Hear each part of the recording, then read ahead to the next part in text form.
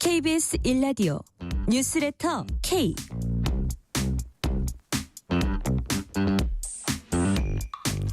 안녕하세요. 뉴스레터 K 진행하는 전종철입니다. 헌법재판소가 오는 25일 윤석열 대통령 탄핵 심판 변론을 마무리하기로 했습니다. 어제 10차 변론까지 총평과 이후 전국 전망까지 정치 토크 코너와 국민의힘 강승규 의원 인터뷰에서 꼼꼼히 짚어봅니다. 2부 주말엔 문화 코너에선 임진모 대중음악평론가와 함께 한국 록 음악 들어보는 시간 준비했습니다. 한국 록의 전설 들국화 YB부터 지금 가장 핫한 밴드 실리카겔과 데이식스까지 다양하게 감상해 보시겠습니다. 기대해 주세요. 문자샵 9730, 짧은 문자 50원, 긴 문자는 100원, 어플리케이션 콩으로 보내시면 무료입니다. 유튜브 KBS 1라디오 계정 채팅으로도 얘기 나누실 수 있습니다. 문자 보내주시면 추첨을 통해서 커피 쿠폰 보내드릴 테니까요. 여러분의 이야기도 많이 들려주세요. 뉴스레터 K 지금부터 시작합니다.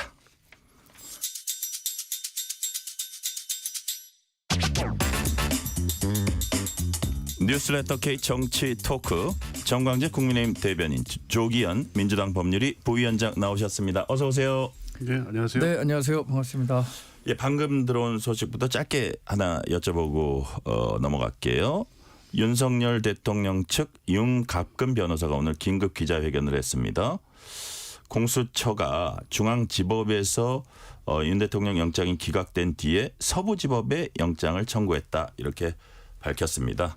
영장이 기각이 되니까 서부지법에 청구했다 그런 그 취지인데, 자, 이에 대해 공수처 관계자는 당시 영장 기각 사유에 수사권 관련한 부분은 없었다며 여러 수사기관이 동시에 영장을 청구하고 있어서 수사기관끼리 협의해서 정리하는 그런 그 사유였다고 반박했습니다.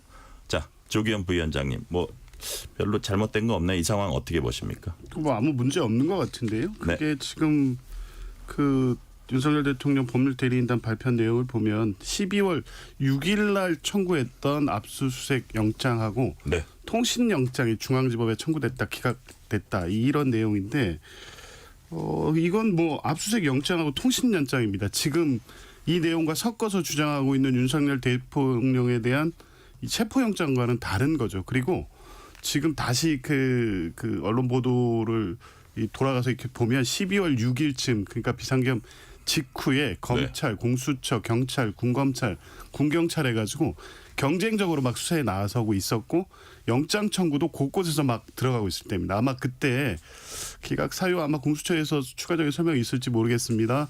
나는 이 여러 수사처에서 일거에 막 같은 내용으로 영장이 들어오니까 이런 부분을 정리해서 들어오라는 취지로 기각하지 않았을까 싶어요. 아마 그 당시에는 그 수사기관들이 경쟁적으로 수사하면서 정리가 안 됐을 때거든요. 아마 그런 그런 사유가 있었을 건데 이거를 그 뒤에 서부지법에 청구된 윤석열 대통령 체포 영장 문제하고 연계시켜서 뭐 그래서 관할 문제라든가 수사권 문제가 애초부터 문제가 있었던 것처럼 이렇게 내용적으로 연결시켜서 이게 주장을 한 것 같은데 전혀 사실에 맞지 않고요. 그 부분 아마 공수처가 관련 내용을 설명하면 간단히 정리될 문제 같습니다. 네, 정광재 대변인님 어떻게 보세요? 그런데 윤석열 대통령 측에서 계속해서 얘기했었던 게 수사의 불공정성과 절차적 정당성이잖아요. 네. 특히 체포영장과 관련해서는 서부지법으로 영장 쇼핑을 해갖고 받았다라는 얘기를 했었고 결국 지금 얘기하는 압수수색 영장도 체포영장과는 다르지만 이 압수수색 영장을 중앙지법이 받아들이지 않았었는데 그걸 바탕으로 해서 서부지법에 처리해서 체포영장을 집행했다는 것은 그동안 주장해왔던 이 수사의 절차적 정당성에 대해서 더 큰 문제를 제기할 수밖에 없는 사안이라고 생각해서 아마 윤곽근 변호인이 긴급 기자회견을 한 걸로 판단이 되는데요. 관련해서는 이게 뭐 아무 일도 아닌 것처럼 말씀하시지만 이 절차적 정당성과 관련해서는 아마 윤석열 대통령 변호인단에서는 계속 이 문제를 갖고 집중적으로 파고들 겁니다. 그 형사재판 과정에서도 내란에 대한 수사권이 있느냐 없느냐 공수처에 대해서 얘기를 할 거고 이런 영장 쇼핑과 관련해서도 분명 문제 제기를 할 거기 때문에 결국엔 뭐 그 예단해서 얘기할 수는 없겠지만 법원이 뭐 마지막으로 판단해 주겠죠, 이것은. 네. 근데 아까 이제 뭐 막 폭주하니까 여러 수사기관의 영장 청구가 폭주하니까 그런데 윤석열 대통령의 체포영장 서부지법 말고 딴 데도 서부지법이니 동부지법이니 이런 데 한 게 있을까요? 그것 좀 확인해 봐야 될 것 같은데. 그 당시에 아마 그런 또 네. 주장이 있어가지고 예. 공수처가 아마 확인했었을 겁니다. 윤석열 대통령에 대한 체포영장 청구가 다른 법원에 청구된 것은 없다고 확인을 했던 걸로 제가 기억하고요. 제 말은 그러니까 여러 가지 막 정리하는 차원이었다면 중앙지법에 너무 집중이 되니까 그런 차원에서 이것도 서부지법에 또 뭐 체포영장 청구하다 그런 그거였다면 다른 사람들 것도 많으니까 어떤 거는 또 동부지법에도 되고 이런 것들이 다양하게 있었냐 이거죠.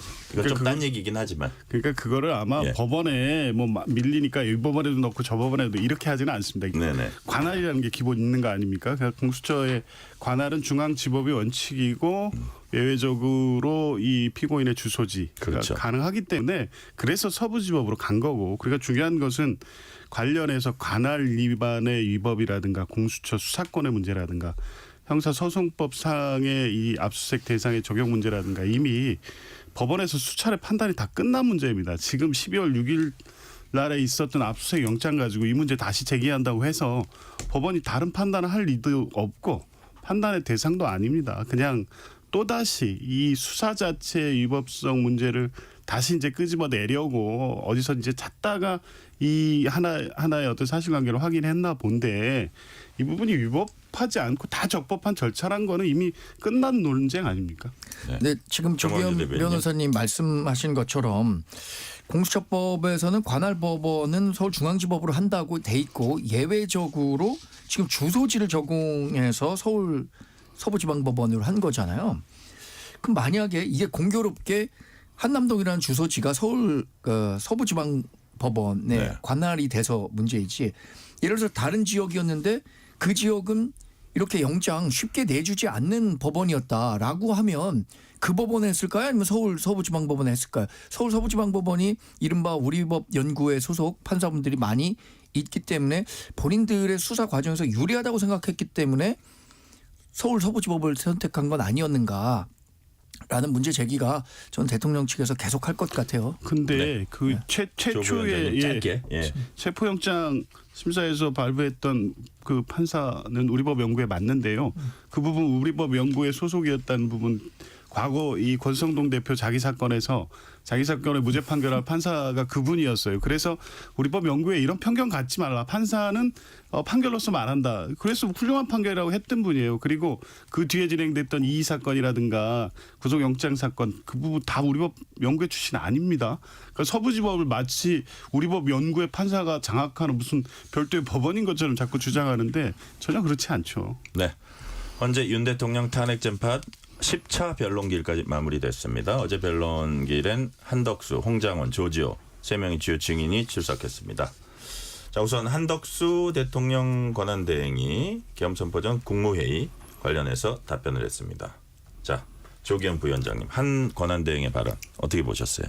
뭐 예상했던 대로인데요. 일단 대통령 원래는 뭐 이 국회 측 증인이기도 했는데 대통령 측이 왜 불렀나 싶었습니다. 그러니까 뭐 대통령 측의 우호적인 증언이 나올 가능성이 높지 않았다고 봤거든요. 물론 이제 그 중에 비상계엄을 하게 된 이유 중에 뭐 탄핵이라든가 예산 삭감 관련해서 대통령이 주로 이제 강조했던 부분에 대해서 공감하는 의사표시를 했지만 그렇다고 해서 그것이 비상계엄을 할 만한 요건에 해당되는지에 대한 명쾌한 답변은 안 합니다. 그러니까 대통령 측의 질문 중에 이거 호소용으로 한 계엄 아니냐라는 질문에 그 정도에도 답변을 못했거든요. 그러니까 원하는 답을 얻어내지는 못했죠. 더 나아가서 핵심적으로는 한덕수 총리에 대해서는 국회 측이 그 증인으로서 신문하고자 했던 것은 비상계엄의 절차적 위법인 국무회의가 열렸느냐였거든요. 이 부분에 대해서는 아마 수사기관에서 진술도 그렇고 여러 차례 국회 현안질이라든가 뭐 보도된 내용들도 그렇고 실체적 절차적으로 국무회의가 열리지 않았다고 사실상 여러 차례 인정한 바가 있습니다.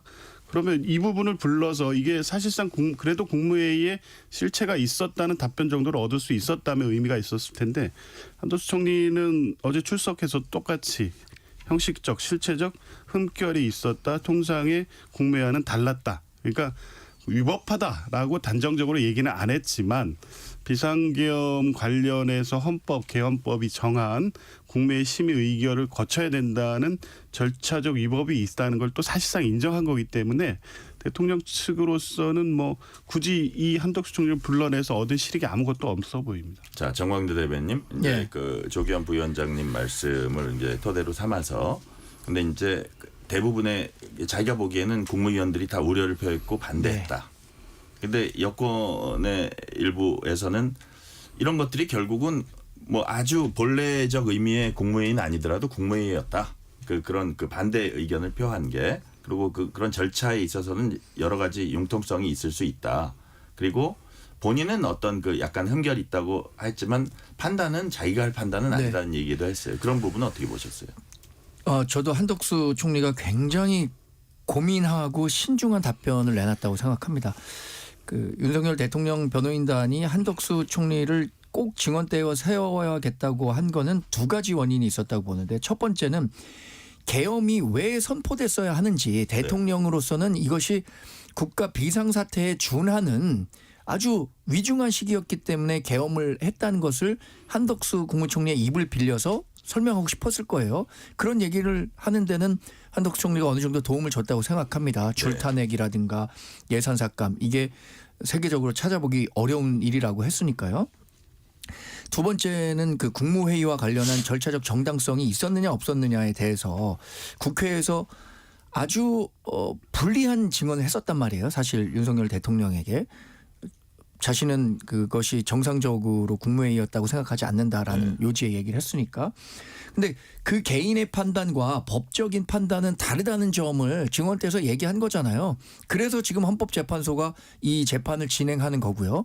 한덕수 총리로서는 본인의 생각보다는 이것을 판단하는 헌법재판소의 판결이 중요하다라는 점을 강조했기 때문에 윤석열 대통령 측으로 본다면 뭐 아주 미친 증인 신청이었다라고 보기는 어려울 것 같습니다. 네. 대통령으로부터 정치인 잡아들이라는 지시받고 메모 작성했었다는 홍장원 전 국정원 1차장 어제 메모 원본을 이제 갖고 왔습니다. 그걸 공개했는데 자 이제 홍장원 차장은 메모한 개수 뭐 4개냐 몇 개냐 뭐 이런 것들 그다음에 메모한 장소 이것들을 주로 이제 윤 대통령 측과 국민의힘이 집중적으로 따졌는데 윤 대통령이 뭐라 그랬냐면 홍 전 차장이 자신과의 통화를 체포 지시로 엮어서 뭐 둔갑시킨다는 뜻으로 엮어서라 그런 것 같아요. 내란과 탄핵 공작을 한 것이다 이렇게 반박을 했습니다. 조기현 부위원장님 어떻게 요 상황은 여당에서는 물론 뭐 민주당은 전체적인 걸 봐야 된다고 하시잖아요. 그런데 이 부분에 있어서는 정말 거의 법률 용어로 탄핵이 아니냐 이런 얘기들 많이 하거든요. 증거로서 어떻게 보십니까? 신빙성에 대한. 예. 그러니까 진술 신빙성을 뭐 이 재판 절차에 탄핵한다는 거예요. 진술은 네. 그 내용이잖아요. 핵심이. 그 내용은 뭐냐면 대통령이 10시 53분에 전화해서 네. 싹 다 잡아들여라. 그리고 방첩사를 지원하라. 이게 핵심적인 통화 내용이었고 그래서 이제 연영 사령관과를 통화를 했다는 거고 그래서 연영 사령관으로부터 체포 명단, 그 위치 추적을 요청한 명단 14명단의 명단을 받고 이제 적었다는 메모가 존재하는 거고 네. 이게 이제 내용입니다. 이 진술 내지 이 메모의 신빙성이 있느냐 여부가 중요한데 이 신빙성 여부를 판단할 때 이 진술을 했던 내용이나 이 과정에 대한 설명상에 어떤 오류가 있으면 이 신빙성을 떨어뜨릴 수 있겠죠. 근데 이제 그 부분에 있어서 일부 진술이 바뀐 건 맞는데 오히려 국민의힘이나 이 조태영 원장이 현재 출석해 발언을 통해서 확인해가는 과정을 보니까 약간의 차이는 있지만 제가 볼 때는 그 신빙성, 그 진술한 내용의 신빙성이 더 강화됐다고 봅니다. 왜냐하면 설명이 맥락상 자연스럽게 연결이 됐거든요. 10시 53분에 대통령으로부터 전화를 받고 58분에 방첩사를 지원하라는 지시를 받았기 때문에 여인영에게 전화를 했고 그런데 그때 전화를 하다 보니 이게 개인 폰으로 하고 있어서 이 민감한 사안을 개인 폰으로 하는 게 부적당하다고 해서 이제 다시 들어가서 집무실에서 연결을 해서 적었던 메모 입니다. 근데 이제 시간대별로 이동 상황에 CCTV랑 안 맞춰주고 있는 부분은 그날 굉장히 급박한 상황이었고 대통령, 여인영 사령관 또 11시 30분에 있을 국정원 이 정무직 회의 관련된 전화를 계속하고 있었던 것으로 보입니다. 이동하면서. 그러면 그 과정에서 어느 시점에서 누구와 어떻게 통화했는지에 대해서는 약간의 기억의 착오가 있을 수 있고 CCTV하고 일치하지 않는 부분이 있을 수 있죠. 그런데 그런 정도의 내용을 가지고 지금 대통령의 체포 지시가 있었다라든가 14명의 체포 명단이 있다는 이 내용 자체가 탄핵될 수 있느냐. 그렇지 않은 게 물론 조조 청장이 여인영으로부터 받았다는 메모도 똑같고 오늘 국회에서도 똑같이 나오더군요. 김대우 방첩사 수사단장 또 그 예하의 지휘관들이 똑같은 내용을 다 받았기 때문에 홍장원 1차장의 진술만으로 구성되어 있는 대통령의 체포 지시라고 하면 이런 정도는 좀 의심해 볼 수 있다라고 할 수 있겠지만 이미 다른 증거로 다 보완되고 뒷받침되고 있기 때문에 이런 정도의 어떤 착오를 가지고 무슨 탄핵 공작이다? 이거는 뭐 성립될 수 없는 주장이라고 보고요. 네. 하나만 딱 덧붙이면 그렇다면 이 진술의 신빙성을 흔들고 있는 대통령이나 조태영 원장의 진술이 신빙할 수 있느냐. 오히려 거기에서 저는 더 믿지 못한 상식적으로 납득이 안 되는 설명들이 되고 있잖아요. 10시 53분에 싹 다 잡아들여라고 했던 전화가 대통령의 지금 어제도 설명은 뭐냐면 이 과거에 해외 순방 때 대통령 국정원 해외 파트가 지원했던 것을 격려하기 위한 거였고 싹 다 잡아들이라는 것은 방첩사와의 통상적인 업무 협조 뭐 이런 정도. 그러니까 그때 그 전에 그 대리인단은 이게 간첩 잡아들이라는 얘기였다까지는 했는데 비상계엄이 선포되고 지금 군이 출동하고 국회 계엄군이 들어가고 경찰이 통제하고 이 상황에서 갑자기 과거에 해외 방문했던 것을 격려하긴 전화를 국정원 1차장이 했다고요? 그리고 또 그 시점에는 국정원장이 해외 출장 가지 않았다는 사실을 알고 있었습니다. 그러니까 홍정원 차장한테 그런 전화를 할 이유가 없었던 거죠. 그러니까 오히려 대통령의 이 전화에 대한 어떤 본인의 해명 그리고 조태영 원장의 해명 자체가 저는 더 신빙하기 어려운 증언이었다고 봅니다. 자, 정광재 대변인님 어떻게 보세요? 홍장원 전 차장의 진술은 일관성이 있죠. 그런데 윤석열 대통령의 증언도 일관성이 있습니다. 윤석열 대통령이 싹 다 잡아들여라라고 했던 것에 대해서는 앞부분이 목적어가 간첩들이라고 했고요. 홍장원 차장은 이것들을 정치인들이라고 이해한 거잖아요. 그러니까 두 사람 모두 계속해서 일관되게 본인들의 주장을 하고 있어요. 근데 이건 재판을 하다 보면 항상 있는 일이죠. 원고와 피고는 본인에게 유리한 주장을 하게 마련이니까 그것을 종합적으로 판단해서 재판관이 판결을 내리는 셈인데 결국에는 재판관이 판단할 때는 한 사람의 증언만 갖고 판단하지는 않을 거 아닙니까? 당시의 정황 증거들을 다 종합해서 판단하게 될 텐데 지금 객관적인 상황들만 놓고 본다면 저 역시 홍장원 전 국정원 차장의 진술이 더 사실에 가까울 수 있겠다라는 생각을 합니다. 왜냐하면 체포 명단과 관련해서 여인형 이런 분들이 했던 것과도 다 비슷하게 돌아가기 때문이죠. 그런데 실제로 그것을 재판관들이 증거로 채택하려면 그 말에 신빙성이 있어야 되는데 그 신빙성은 굉장히 크게 흔들리고 있는 건 사실이에요. 왜냐하면 전화를 받은 시각이나 이런 것들은 차치하고 본인이 적었던 메모를 비서관에게 정서를 하라 그랬는데 그 정서했던 것과 그건 폐기하고 다시 기억나는 대로 적어보라고 한 게 3차 메모잖아요. 그럼 2차 메모와 3차 메모 또는 4차 메모가 얼마나 일관성이 있는지를 검증해야 객관적 증거로 활용이 될 텐데 2차 메모가 지금 없다는 거 아니에요? 2차 메모를 홍장원 차장이 어떤 식으로든 좀 준비해서 설득력 있게 설명을 해줘야 할 것 같다는 생각을 했습니다. 전 재판 과정에서. 네. 자, 이 부분은 어떻게 보셨어요? 대통령이 한덕수 국무총리 증언할 때는 퇴정했다가 그다음에 홍장원 전 차장 증언 때는 돌아왔어요. 그래서 이제 여기에 대해서 또 대통령 측 대리인단이 설명은 했습니다. 그래서 이제 기본적으로 국가 위상이 좋지 않다 했는데 우리가 봐도 사실 탄핵 소추된 대통령과 국가 넘버 원과 넘버 투 둘 다 탄핵 소추된 사람이 넘버 투가 얘기하는 걸 넘버 원이 듣고 만약에 그거 서로 논쟁을 벌인다면 좀 객관적으로 봐도 좋지 않은 모양새인데 그런 게 더 컸을 것 같아요. 이거는 어떻게 보세요, 조기현 부위원장님? 그런 걱정이나 그런 고민도 있을 수 있다고 보는데요. 네. 뭐 1차적으로는 좀 불편했겠죠. 본인 임명한 국무총리가 와서 네. 당시 어쨌든 국무회의에 가장 오래 앉아 있었습니다. 아마 관련해서 한덕수 총리는 일관되게 탄핵 비상경에 반대했다는 입장을 밝혔기 때문에 국무위원들이 올 때마다 관련돼서 협의하고 했던 내용을 가지고 대통령과 여러 얘기를 했을 것이기 때문에 관련된 질문이 나올 때마다 어떤 답변을 하는 게 한덕수 총리에게도 대통령에게도 되게 부담스러웠겠죠. 불편한 자리였던 건 맞는데 이제 그거를 국가적 위상을 고려한 것까지 얘기할 수 있을지 모르겠습니다. 뭐 대통령은 그렇게 생각할 수 있었겠죠. 뭐 그 네. 부분은 이제 그 말씀으로 그대로 존중할 수 있다고 봅니다. 자, 그다음 질문으로 넘어가 볼게요.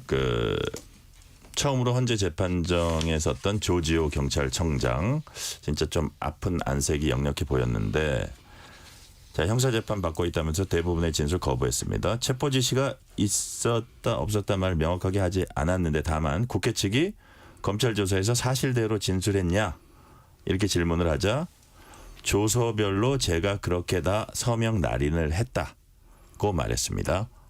자, 정광재 대변인 예. 조지호 청장의 발언 이거를 그 대통령 지시가 있었다는 걸로 저기 해석을 해야 됩니까? 어떻게 보십니까? 명확한 얘기 또 안 했어요. 네. 근데 조서별로 자신이 서명 날인했다. 본인의 의지가 반영된 결과라고 얘기했으니까 이게 이런 논란이 있는 거잖아요.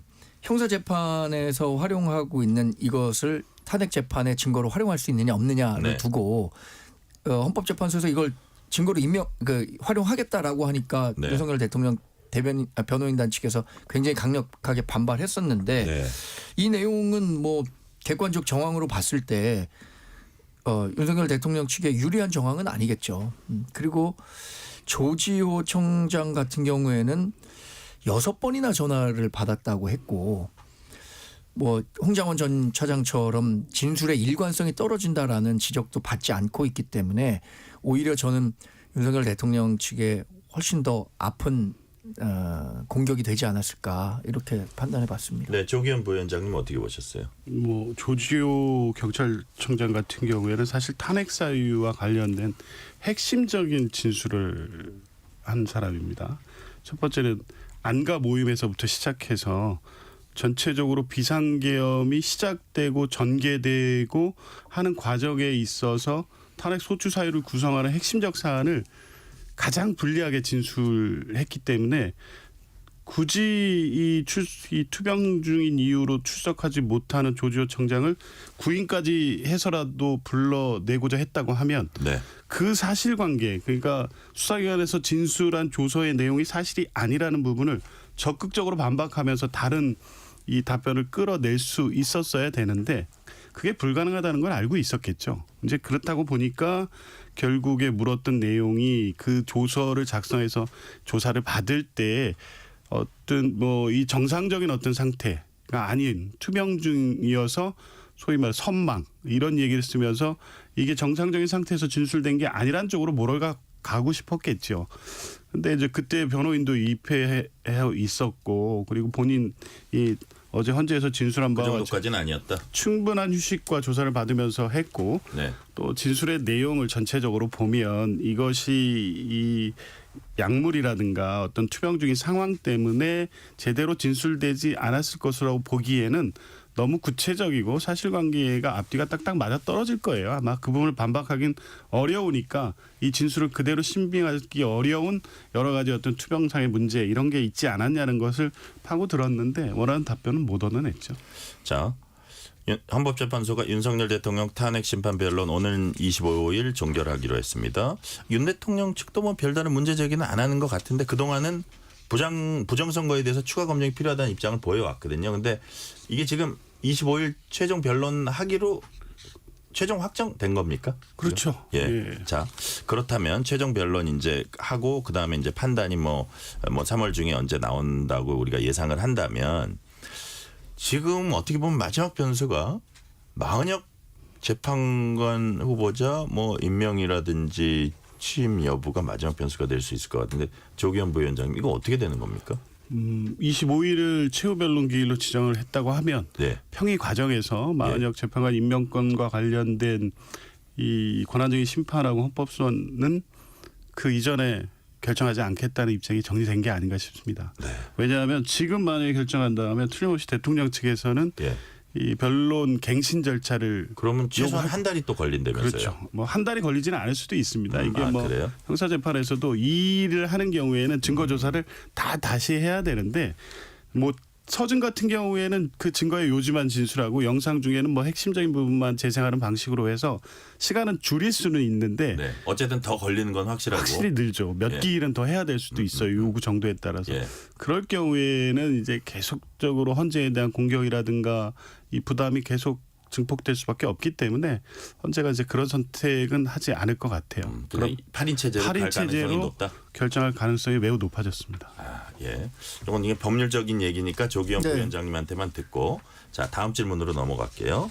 경찰이 윤석열 대통령을 체포영장 집행 방해 혐의로 추가 입건했습니다. 이게 정광재 대변인 예. 무슨 문자 메시지 같은 거 확보했다는 것 같은데 이건 뭡니까? 이게 경호처장 문자 메시지를 네. 검토해 보다 보니까 윤 대통령이 군 통수권자의 신변을 우선적으로 검토해라 이렇게 얘기를 했다는 내용이 확인된 거잖아요. 네. 근데 저는 윤석열 대통령이 이 문자 메시지를 보낸 것은 분명히 경호법에 의거해서 이 법 집행과 관련한 논란이 있었잖아요. 당시에는 뭐 체포영장이 적법하게 집행되기 때문에 응해야 한다는 것과 경호 대상자에 대한 경호법이 충돌하고 있었기 때문에 네. 윤석열 대통령 입장에서는 아마 경호법에 의거해서 본인의 신변과 관련한 부분들을 잘 지킬 수 있도록 하라라는 원론적인 메시지를 줬다고 생각하고 이게 입건이 된 거지 법률적으로 문제가 있다 없다는 결국엔 다퉈봐야 하는 사안이거든요.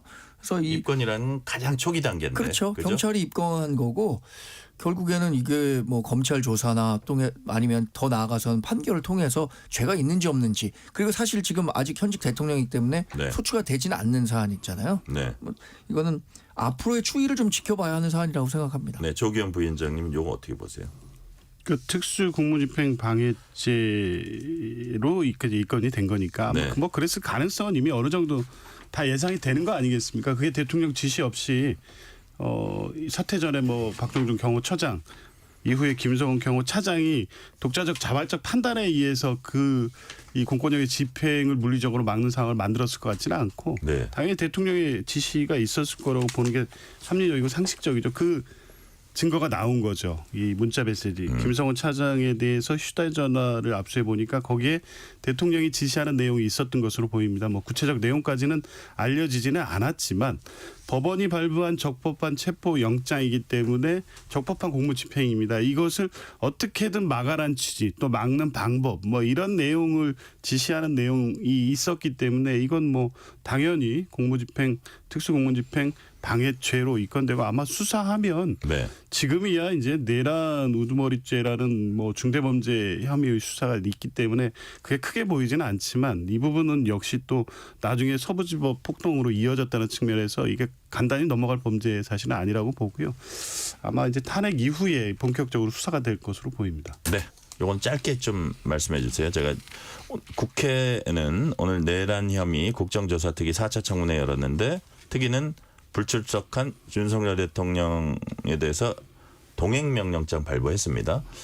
이건 뭐 실질적으로 데려오겠다는 것보다는 좀 상징적이라고 봐야죠. 그렇죠. 뭐 이런 주요 정치인, 뭐 네. 대통령 말할 것도 없지만 동행명령이 성공한 사례가 거의 없으니까요. 이제 더더군다나 지금 구치소에 있는 대통령. 응하지 않을 것으로 보이고 강제할 수단은 없어서 국회가 이렇게 적극적으로 하는 조사에 응하지 않는다는 것을 이제 보여주는 정도의 의미일 것 같습니다. 이 부분은 정광재 대변인. 정말 민주당이 정치적으로 윤석열 대통령에 대해서 망신 주기 위해서 하는 거예요. 그리고 국회에서는 정말로 민주당이 하고 싶은 건 다 할 수 있는 상황이잖아요. 아시다시피 지난 4.10 총선에서 절대 의석을 가진 이후서부터는 민주당이 마음 먹으면 국회에서는 뭐든지 가능한 시스템이기 때문에 이번 특위에서도 통행명령장 발부한다 그러면 얼마든지 할 수 있는 거예요. 여당이 아무리 반대한다고 해도. 근데 결국엔 그 목적은 뭐냐. 윤석열 대통령에 대한 망신 주기. 윤석열 대통령은 이렇게 통행명령장을 발부해도 참석하지 않는다. 이것들을 다시 한번 대중에게 각인시키기 위한 것이라고 생각합니다. 네, 이 시간 교통 상황 알아봅니다. 라디오 교통정보센터 공인혜 리포터 나와주세요. 네, 이 시각 교통정보입니다. 오늘 밤만 지나면 주말인데요. 금요일 퇴근 정체가 절정입니다. 서울 시내 한강을 따라서는 공항 일산 방향으로 올림픽대로는 잠실대교부터 일산 방향 강변북로도 영동대교부터 가양대교 쪽으로 정체 통과에 각각 1시간 반씩은 잡으셔야겠고요. 반대 구리 쪽은 마포에서 천호대교 사이로 잠실 쪽 올림픽대로도 가양대교 부근 주춤하다가 노량진 수자시장부터 암사대교 쪽으로 1시간 10분가량 더딘 흐름입니다. 또 강남선로 수서 쪽 봉천터널 안 2차로 고장난 차로 차단돼 있어서 차선 변경 잘 하셔야겠고요. 고속도로 사고도 꾸준한데요. 영동선 강릉 방향 둔대 분기점에서 부곡 사이 꽉 막힌 정체 부곡 1차로 사고 여파입니다. 또 중부 내륙고속도로 양평 쪽 남지 부근과 창원 방향 상주 터널 부근 중부선 하남 방향 일죽 부근 각각 1차로에서 사고가 나 구간 운행 더 어려워졌습니다. KBS 교통정보센터였습니다. 퇴근길 당신과 함께 읽는 세상 이야기 KBS 일라디오 뉴스레터 K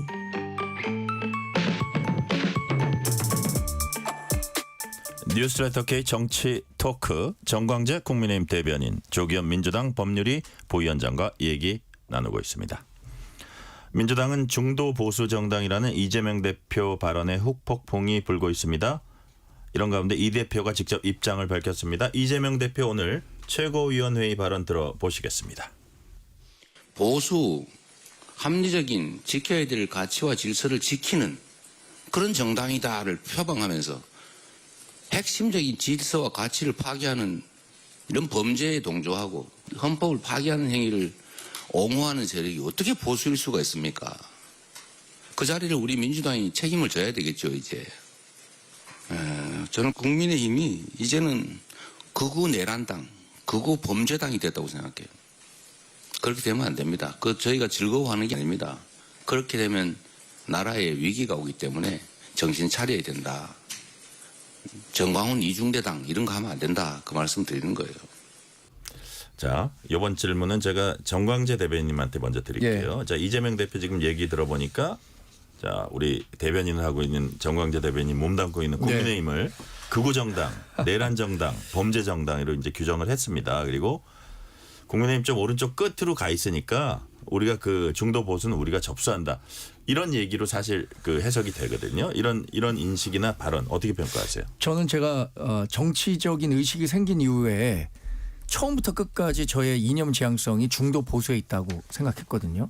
근데 하루아침에 저의 정치적 이념성을 이재명 대표에게 도둑맞은 느낌이에요. 그래요.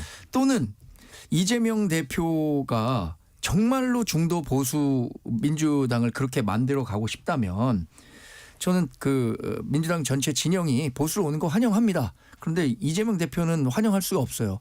8개 사건 12개 혐의 5개 재판을 받고 있는 중대 혐의자가 보수 전형에 와서 자신이 보수 정치 중도 보수 정치인이다라고 하는 것을 용인하기가 어렵다는 생각이고요. 결국에는 이런 생각했습니다.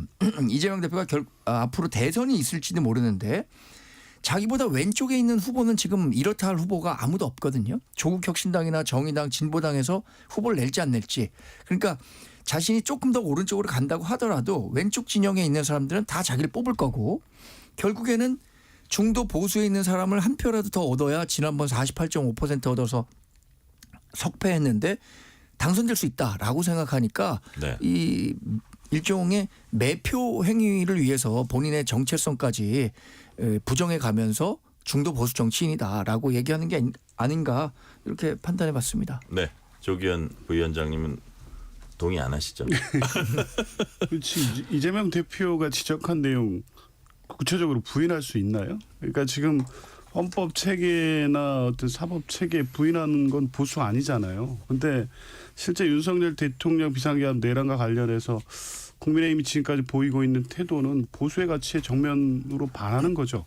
그래서 사실은 뭐 이재명 대표 민주당의 정체성은 중도 보수다. 그러니까 이걸로 앞으로 계속 가겠다가 아니라 거기까지 영향을 확장하면서 그러한 국민적 요구까지 담을 수 있는 정당이 되어야 된다라는 걸 입장을 얘기한 거죠. 이게 불안하면 저 오른쪽 끝에서 대통령 보호하는 이런 방어적인 어떤 정치 안에 갇혀서 오히려 이 자기 지지층을 떨구지 말고 하프라인 쪽으로 옮겨 오시면 돼요. 그래서 만나는 지점쯤에 서로 싸워서 다투어서 정치적인 국민적 평가를 받으면 될 거 아니에요. 그냥 중도 보수라는 이 개념 자체를 공격하는 방식으로 지금 오른쪽에 치우쳐져 있는 국민의힘이 어떤 정당성을 확보하기는 어려울 것 같고요. 이거는 부인하기 어려울 겁니다. 오늘도 이제 계속 국민의힘 의원들 뭐 개별적 발언이라고 치부할 수도 있겠지만 뭐 비대위원장이나 원내대표 발언 속에서도 이게 정통적 보수가 지금의 어떤 이 사법부라든가 헌법 체계에 대해서 할 수 있는 발언인가?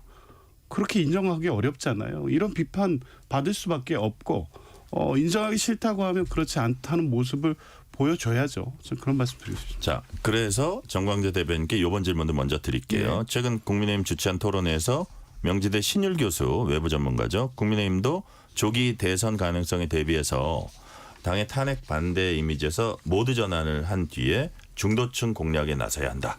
라고 말했습니다. 정광재 대변인님은 동의하십니까? 뭐 120% 동의합니다. 중도를 놓고 민주당과 경쟁해야 하고요. 네. 지금 여러 여론조사를 보면 정권 교체 여론과 정권 재창출 여론 가운데는 비교적 정권 재창출 여론이 열세란 말이에요. 특히 중도 진영만 놓고 보면 그 열세 정도가 더 커지는 모습을 보이고 있기 때문에 우리 정당의 목표는 뭔가요? 앞으로 계속해서 정권을 재창출해서 정권을 만들어가는 정당이 되는 거잖아요. 네. 사실 윤석열 대통령 지키기보다 더 큰 목표는 정권 재창출을 하는 겁니다. 그러려면 우리 진영만 똘똘 뭉쳐서는 결국 정권 뺏길 수밖에 없다는 것을 우리 지지자들도 누구보다 잘 알고 있다고 생각합니다. 지금까지는 이제 탄핵 재판 결과가 임박하다 보니까 절박한 마음에 윤석열 대통령을 지켜야 한다라는 목소리가 상대적으로 더 크게 울리고 있는 건 사실인데 실제로 만약에 조기 대선이 실시된다고 한다면 정권 재창출을 위해서 우리가 어떻게 중도의 마음을 얻을 수 있을까? 이 부분에 대한 본격적인 고민이 있을 거라고 생각하고 그런 측면에서 신율 교수 같은 분들을 불러서 우리 당이 어떻게 나아가야 하는가라는 방향에 대해서 고민하기 시작했다는 건 긍정적인 신호입니다. 네. 관련되는 얘기 조금 더 이어가 볼게요. 국민의힘은 이재명 대표의 최근 행보에 대해서 정치 사기, 기회주의라면서 강하게 비판을 했습니다. 권성동 원내대표의 발언 들어보시겠습니다. 최근 민주당의 정치구는 성장인데 입법 활동은 변함없이 규제 일변도입니다. 규제를 남발하는 성장은 불가능합니다. 얼음으로 불을 피우겠다는 것과 같은 모순이자 망상입니다. 민주당이 이처럼 모순적 행태를 보이는 목적은 오로지 선거입니다. 앞으로는 성장을 외치면서 중도층을 공략하고 실제로는 규제를 남발하면서 좌파 세력을 달래보려는 것입니다. 이처럼 이재명 대표가 말한 중도 보수는 사실상 두 길 보기 정치 사기입니다. 실용주의 역시 양다리 걸치는 기회주의입니다. 선거 공학만 머리에 있을 뿐 국민의 미래는 안중에도 없는 것입니다. 자, 조기현 부위원장님 한마디로 권성동 원내대표 얘기는 못 믿겠다. 그걸 조금 더 강한 뭐 사기 뭐 이런 식으로 강한 그 어투로 얘기를 했는데 뭐 예를 들어서 이런 거예요. 어제는 현대자동차 가서 감세 얘기하더니 오늘은 정말 기업들이 질색하는 노란봉투법을 또 민주당이 발의하더라. 자, 물론 그건 다른 차원의 얘기일 수 있지만 야 여기에 대해서 이런 그리고 본인의 말 자체도 똑같은 사안을 갖고 너무 자주 많이 바뀐다. 이런 부분이어서 여권에서는 아마 이것이 이런 민주당 이재명 대표의 행보가 그냥 대선용 중도층 표기 행보 아니냐 이렇게 의심을 하고 있어요. 어떻게 보세요? 이 권성동 대표 말씀 들어보면 네. 막 걱정을 많이 하신 것 같아요. 지금 이재명 대표의 행보가 실제 상당히 호응을 얻고 있는 것으로 보이니까 이런 식으로 이제 정치적 공세를 하는 건데 일단 성장과 규제가 양립할 수 없는 건가요? 그리고 실제 민주당이 규제와 관련된 입법만하고 성장과 관련된 건 아무 무관심하게 이 정책에서 배제된 그런 정당이었나요? 아니죠. IMF 이후 이 민주당이 최초 집권한 김대중 정부 이후에 성장과 관련돼서도 한 축으로 민주당의 정책은 그대로 유지해 왔습니다. 다만 이 성장에 따른 분배와 관련돼서 중산층과 서민들의 삶을 보살피는 대중정당으로서의 포지셔닝을 계속 갖고 왔던 거예요. 크게 달라진 게 없습니다. 다만 최근의 상황은 12.3 비상기업 내란 이후에 극도로 악화된 경제 그리고 그 이전부터의 어떤 사회적 양극화 이런 문제를 동시에 해결해야 되는 과제를 차기 정부가 안게 되는 거고 차기 정부까지 나가지 않더라도 원내 일단 민주당으로서 이 고민을 하게 되는 겁니다. 그러면 성장은 성장대로 가면서 불필요한 규제는 규제대로 걷어내면 됩니다. 단적으로 이제 이런 발언들을 가지고 왜 이때는 이 얘기하고 저 때는 저 얘기하고 이렇게 말 바쁘게 한다 이러는데 지금 이재명 대표가 관련된 얘기를 쭉 하는 걸 들으면 논리적으로 다 설명이 되고 있는데 달라진 부분이 있다는 걸 애써 이제 강조하면서 비판하는 거라고 보고 있거든요. 52시간 같은 경우에도 반도체 특별법이 매우 시급하죠. 그거는 여야 정 모두 공감하는 문제입니다.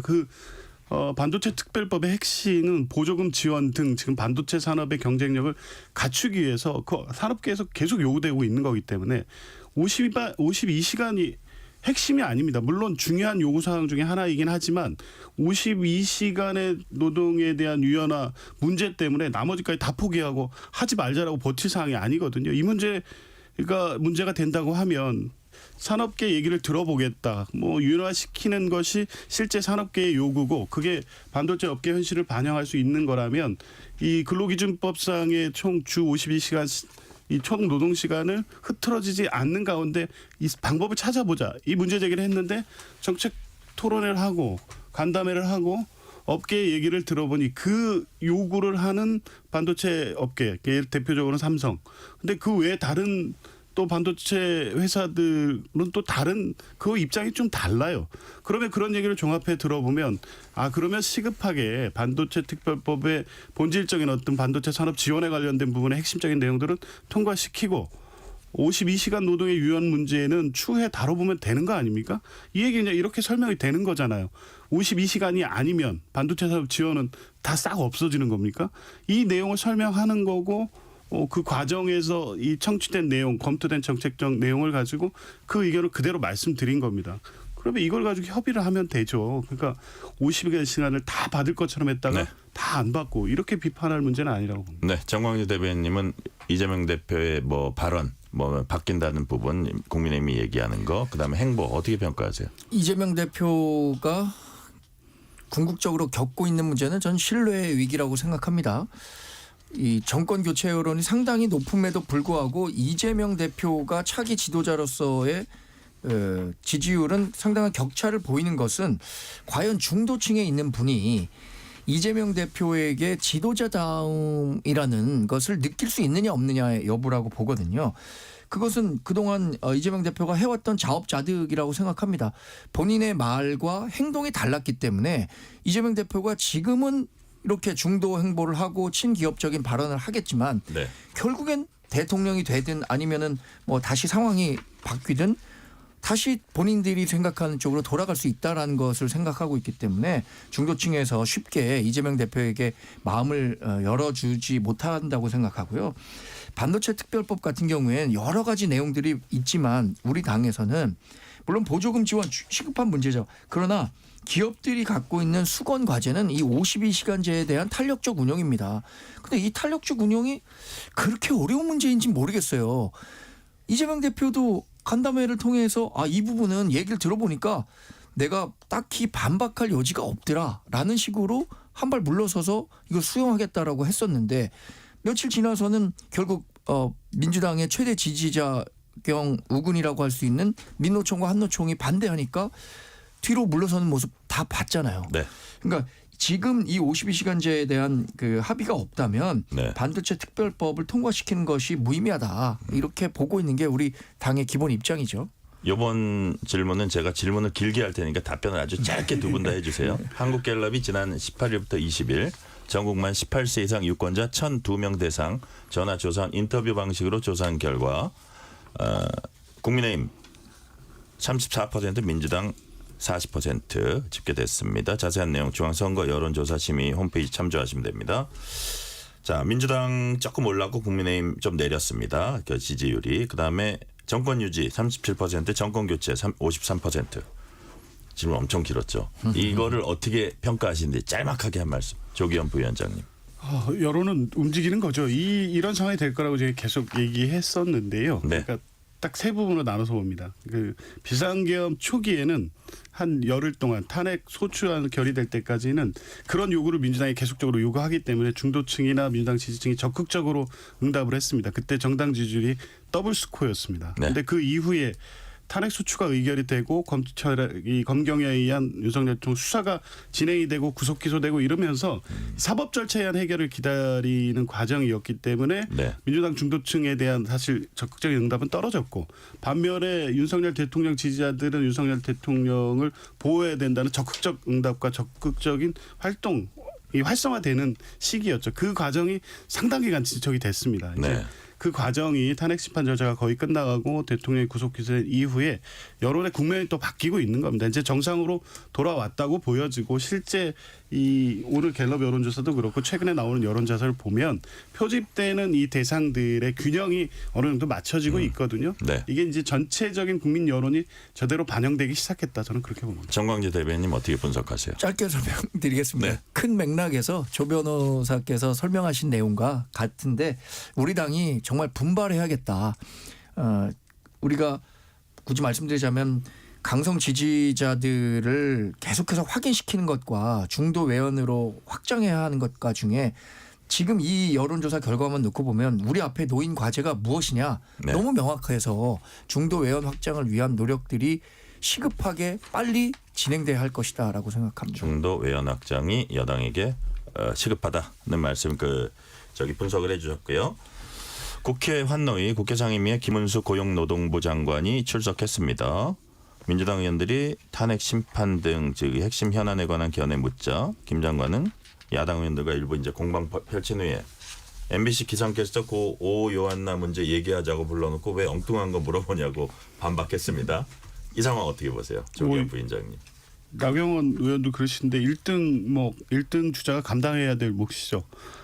관련해서 또 요즘 비상계엄 이 관련된 워낙 또 극한 발언 여러 가지로 하셨기 때문에 그 부분은 일단 지적한 거고 네. 상임의 목적인 오 요한나 씨에 관련된 내용은 이후에 민주당 의원들도 적극적으로 문제 제기를 했고 청문회 관련돼서 또 합의도 이뤄냈습니다. 아마 네. 합의가 이루어졌는지 모르겠지만 합의까지 아직 안 됐는데. 합의는 아니고 적어도 청문회 실시에 대한 암묵적인 어떤 동의가 이루어졌고 아마 곧 청문회 일정도 잡을 수 있을 만큼의 공감대는 이루어진 것으로 보여져서요.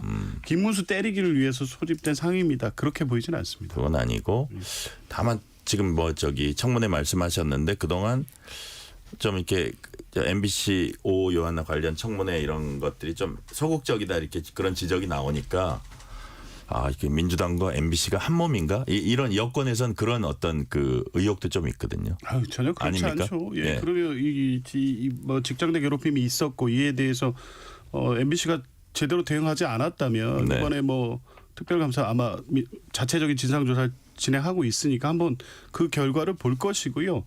제대로 MBC 내부에서 사항을 인지하고도 다루지 않았다면 그에 네. 대해서 MBC 내부의 책임은 분명히 져야 될 것이고 민주당 입장은 그 부분에 대해서는 분명합니다. 네, 정광재 대변인님 어떻게 보세요? 강호의 도가 많이 떨어졌죠.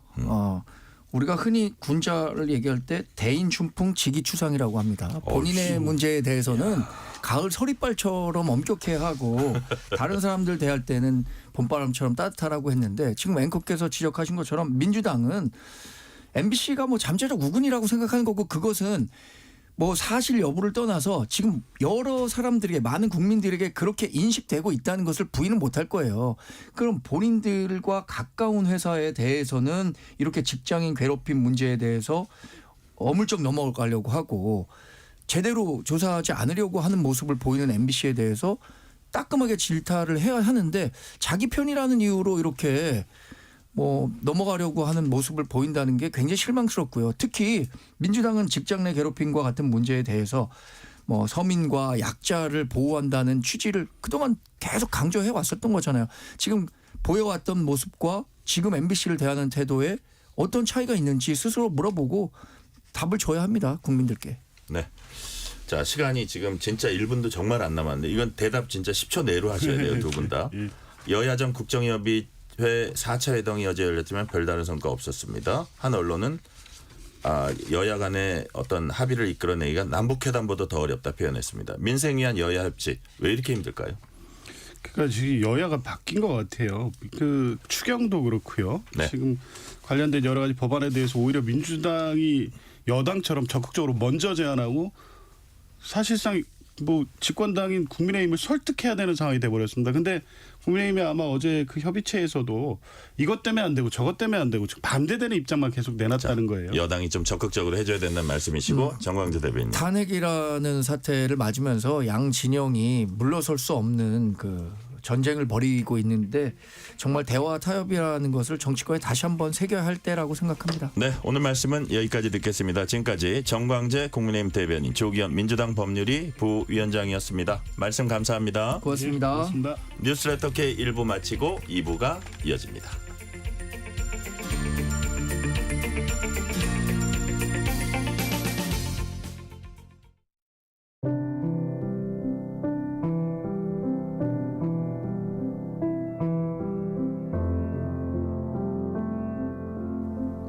KBS 라디오 연중기획 희망충전 대한민국 626번째 이야기. 안녕하세요.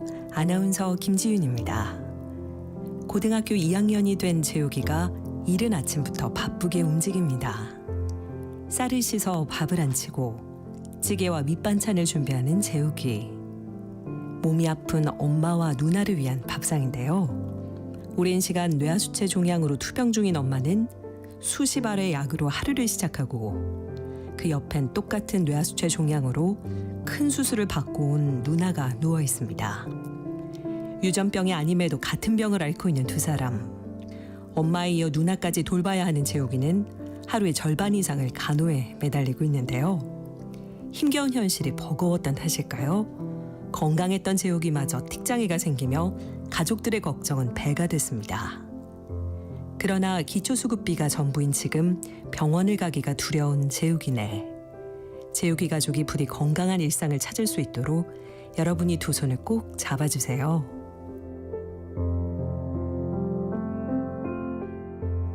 여러분의 따뜻한 손길이 희망의 빛이 됩니다. ARS 060-700-1580 060-700-1580 한 통화 3,000원으로 희망을 선물해 주세요. KBS 라디오 연중기획 희망충전 대한민국은 초록우산 어린이재단, 인탑스 주식회사 그리고 청취자 여러분과 함께합니다. ARS 060-700-1580 한 통화 3,000원입니다.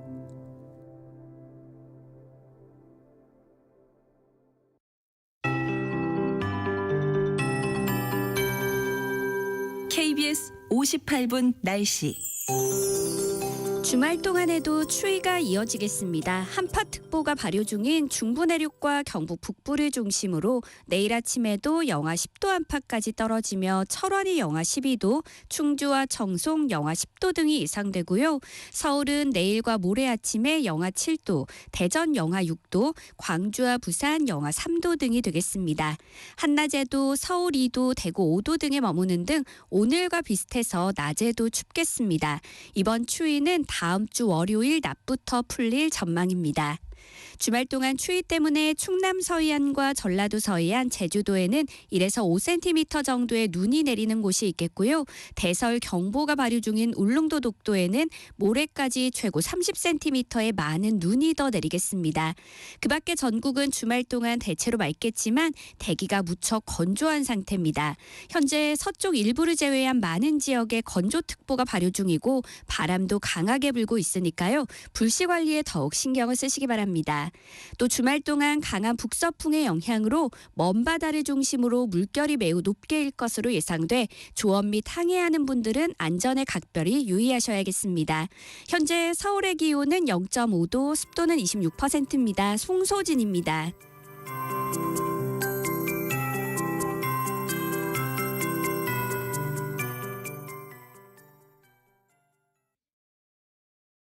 정성을 다하는 국민의 방송 KBS가 6시를 알려드립니다. AM 711kHz, FM 97.3MHz, KBS 1라디오입니다. HLKA.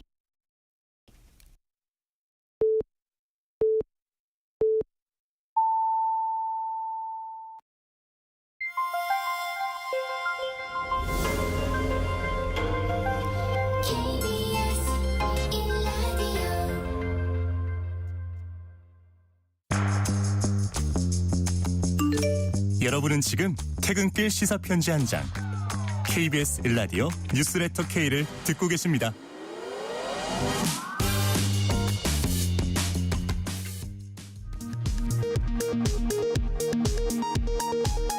이 시각 라디오 정보센터 뉴스입니다.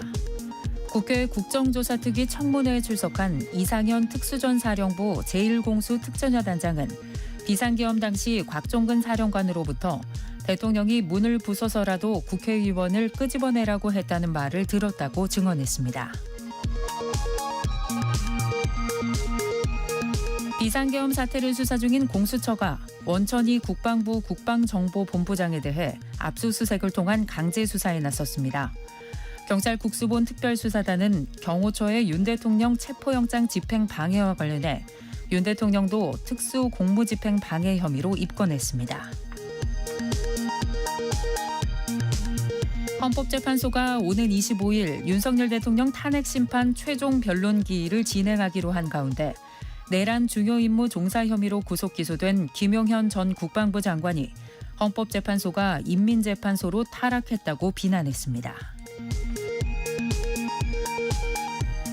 더불어민주당 이재명 대표는 민주당은 중도 보수 위치라는 자신의 발언이 당 안팎의 논란으로 이어진 데 대해 김대중 대통령과 문재인 대통령도 당의 입장을 보수 또는 보수 중도라고 말했다며 세상에 흑백만 있는 것이 아니라고 반박했습니다. 김문수 고용노동부 장관은 조기 대선 행보를 보이고 있다는 일각의 해석과 관련해 해석은 자유라고 말했습니다.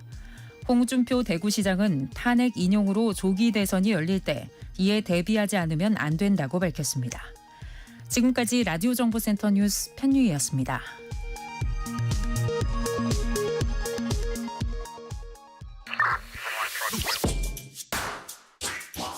뉴스의 진수를 보여주는 인터뷰, 뉴진수.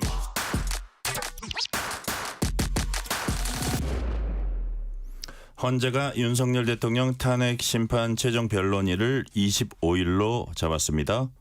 윤석열 대통령 측과 국민의힘은 헌재의 탄핵 심판 절차가 편향적이고 불법적이라고 거듭 비판하고 있습니다. 강승규 국민의힘 의원과 함께 자세한 얘기 나눠보겠습니다. 강승규 의원님 어서 오세요. 안녕하세요. 강승규입니다. 자, 어제 윤석열 대통령 탄핵 심판 10차 변론 있었습니다. 한덕수, 홍장원, 조지호 정장 등 이제 3명 증인이 출석했습니다. 강승규 의원님께서는 어떻게 그분들의 증언 중에 어떤 부분에 가장 주목하셨어요? 홍장원 국정원 1차장의 그 실체 없는 메모지였습니다. 메모가 5가지 버전이 있다 그러죠. 본인이 직접 작성했다는 거, 또 보좌관한테 2번이나 변경한 거, 그리고 나중에 또 가필한 게 또 2건, 이렇게 해서 5번의 메모가 있다는 것인데, 그러면 5번의 메모가 5가지 실체를 반영하는 건지 진실을 말하는 건지 그게 의문이었고요. 네. 또 어제 뜬금없이 또 이제 그 원본이라는 것을 들고 나왔는데, 당초 뭐 폐기된 것으로 알려졌는데 원본이라는 걸 들고 나왔어요. 근데 그 원본이 작성됐다는 것이 장소가 또 특정 장소가 다르지 않습니까? 본인은 국정원장 공관 앞에서 작성했다 하는데, 그 시간에 조태용 원장이 CCTV를 공개한 것을 보니까 그 시간에 홍장원 1차장이 국정원 자기 사무실에 있었다. 그러고 보면 홍장원 그 이번에 소위 말해서 내란 폭동의 아주 핵심 증거라고는 홍장원 1차장의 메모가 네. 5가지 실체가 있는 것이고 또 그 첫 번째 했다는 그 원본도 장소마저 특정되는 것이 아니고 변경되는 것을 보면 그게 과연 진짜인지 가짜인지 그것이 참 어제 아주 당혹스러웠습니다. 그러니까 증거 능력을 그 정도면 상실한 것 아니냐 이런 취지로 지금 그건 말씀을. 국민께서도 판단할 것이고 네. 헌재에서도 이에 대해서 판단이라고 봅니다. 네네. 자, 근데 이제 나머지 2명이 누구냐면 한덕수 총리하고 조지호 청장인데 그 두 분 발언은 윤 대통령에게 유리하지 않을 수 있다, 뭐 불리할 수도 있다 이런 관측도 나오거든요. 그래서 강승기 의원님은 이 부분은 어떻게 보세요? 한덕수 총리께서는 줄기차게 계엄 당일 그 국무회의를 소집을 했는데 본인께서는 그것이 정상적인 국무회의 절차라기보다는 흠결이 좀 있었다. 이런 부분은 줄기차게 얘기해 오신 분이고요. 조지호 청장은 또 이에 대해서 그 여러 가지 그 증언 어디 검찰에서 조사를 했는데 이것이 현재 형사 절차가 진행되고 있기 때문에 밝힐 수 없다고 봤고요.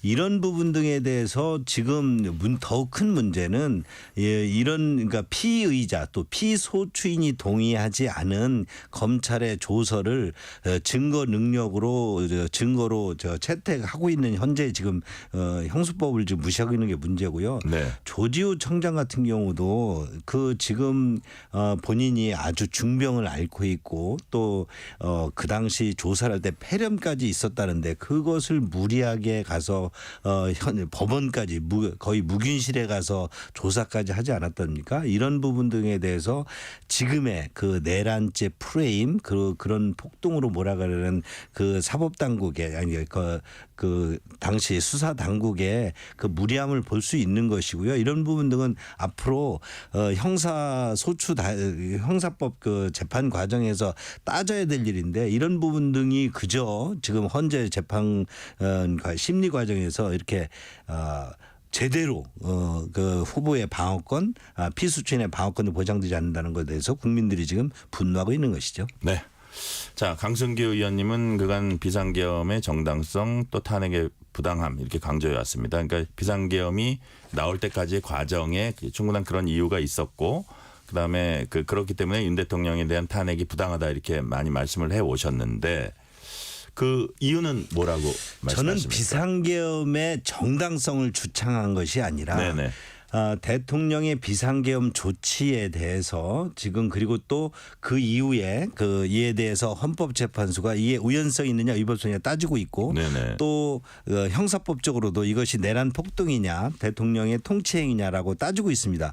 이런 부분이 사법적으로 헌재든 그게 법원에서든 제대로 따져야 되고 이에 대한 조치가 있어야 된다. 그러니까 조치라는 것은 대통령께서도 비상계엄 조치를 정말 친위 쿠데타 성격으로 한 것인지 아니면 야당의 어떤 여러 가지 국헌 문란 행위에 대해서 결국 비상계엄 조치라는 것밖에 없다라고 판단하신 그 원인 등에 대해서도 적절하게 아주 적법하게 과정을 따져야 된다는 것인데 이런 부분이 제대로 지켜지지 않고 있다는 것이고요. 헌재가 이 과정에서 국회가 대통령을 탄핵 소추할 때 내란 폭동죄를 주 원인으로 했습니다. 그런데 그것이 나중에 헌재 그 심리 초기 단계에서 국회가 이를 일방적으로 취소한 만큼 소추의 주요 원인이 없어진 만큼 이것을 국회에 다시 돌려보내서 다시 국회에 어떤 헌법 소추 탄핵 소추를 다시 발의하도록 해야 되는데 이런 진행되지 않았고요.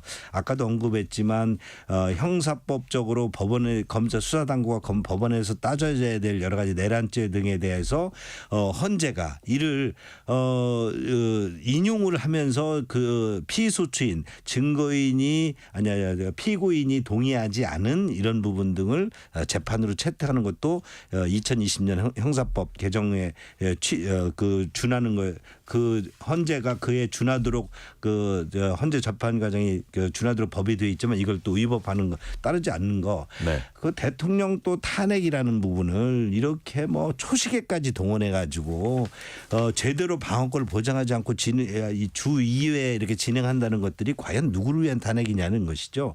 과연 대통령이 대한민국의 국운을 결정할 대통령 현직 대통령에 대한 탄핵 또 이런 그 탄핵의 원인에 대한 여러 가지 이런 부분 등을 제대로 헌재 재판 과정에서 따지고 또 이에 대한 논의가 있어야 되는데 이런 논의 없이 그냥 초시계 의존해서 90분 하면 반론권을 주지 않는다든지 대통령에 제대로 방어를 안 주는 것이 과연 이게 탄핵 절차가 제대로 되는 거냐에 대해 국민적 의혹이 굉장히 많고 저는 이에 대한 부당함을 지적하고 있는 것이죠. 네, 헌재 절차적 그 결함이 매우 많다 이런 취지로 말씀하시는 25일에 변론 종결하겠다고 했거든요. 네. 그동안 윤 대통령 측은 부정선거 뭐 추가 검증 필요하다고 쭉 얘기를 해왔었는데 지금 25일 뭐 변론 종결에 대해서는 그렇게 막 문제 제기는 안 하는 걸로 보이거든요. 그래서 의원님은 어떻게 평가하세요? 저는 제가 줄기차게 저는 것은 국회가 탄핵 소추를 한 이유는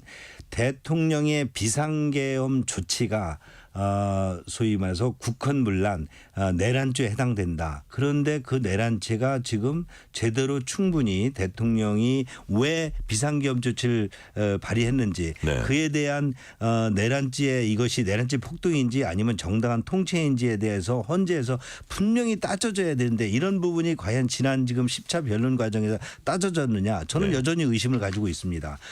그리고 또 대통령께서는 그 이유 중에 하나로 소위 부정선거에 대한 선관위 부정선거를 제시했는데 저는 네. 부정선거가 있었느냐 안 했느냐에 대한 그에 동의하느냐를 떠나서 그런 문제 제기가 대통령 비상계엄 조치 있었다면 이에 대해서도 요구했던 여러 가지 그 상황 등을 점검할 필요가 있었는데 이에 대해서도 뭐 정해놓고 뭐 그게 90일인지 뭐 3개월 내에 끝내야 되겠다는 것인지 그게 문영배 재판소장 등 임기 내에 하겠다는 것인지 여러 가지 이유 등으로 그저 탄핵 열차를 달리는 것이 과연 국민 이 탄핵 재판 결과가 나온다면 국민들은 어떤 형태로든 이에 대해서 네. 국론이 분열될 텐데 이런 것을 담아낼 수 있을지 저는 그게 걱정입니다. 네. 탄핵 심판 절차에 대해서 문제점이 많다 이렇게 지적을 해 주셨는데 여기서 잠깐 이제 수사 절차에서과 관련해서 오늘 윤석열 대통령 측이 긴급 기자회견했거든요. 네. 자, 공수처가 중앙지법에서 윤 대통령 영장 기각된 뒤에 서부지법에서 영장을 청구했다 이렇게 밝혔는데 압수수색 영장이라든지 통신 영장이라든지 공수처가 중앙지법에 청구했다 기각된 영장 4건 확인했다. 이 부분은 어떤 의미가 있다고 보세요? 굉장히 중요한 의미가 있는 것이고요. 사실 공수처의 관할 법원은 서울중앙지법이고 그런 만큼 중앙지법에 각종 다양한 영장을 청구하는 것이 현재 공수처법에 나와 있는 원칙입니다. 그런데 네. 갑자기 공수처에서 서부지법의 영장을 청구를 해서 서부지법이 이를 체포영장을 발부합니다. 그것도 2번씩이나 해가지고 발부를 해서 체포를 하게 되는데 그때 당시에 우리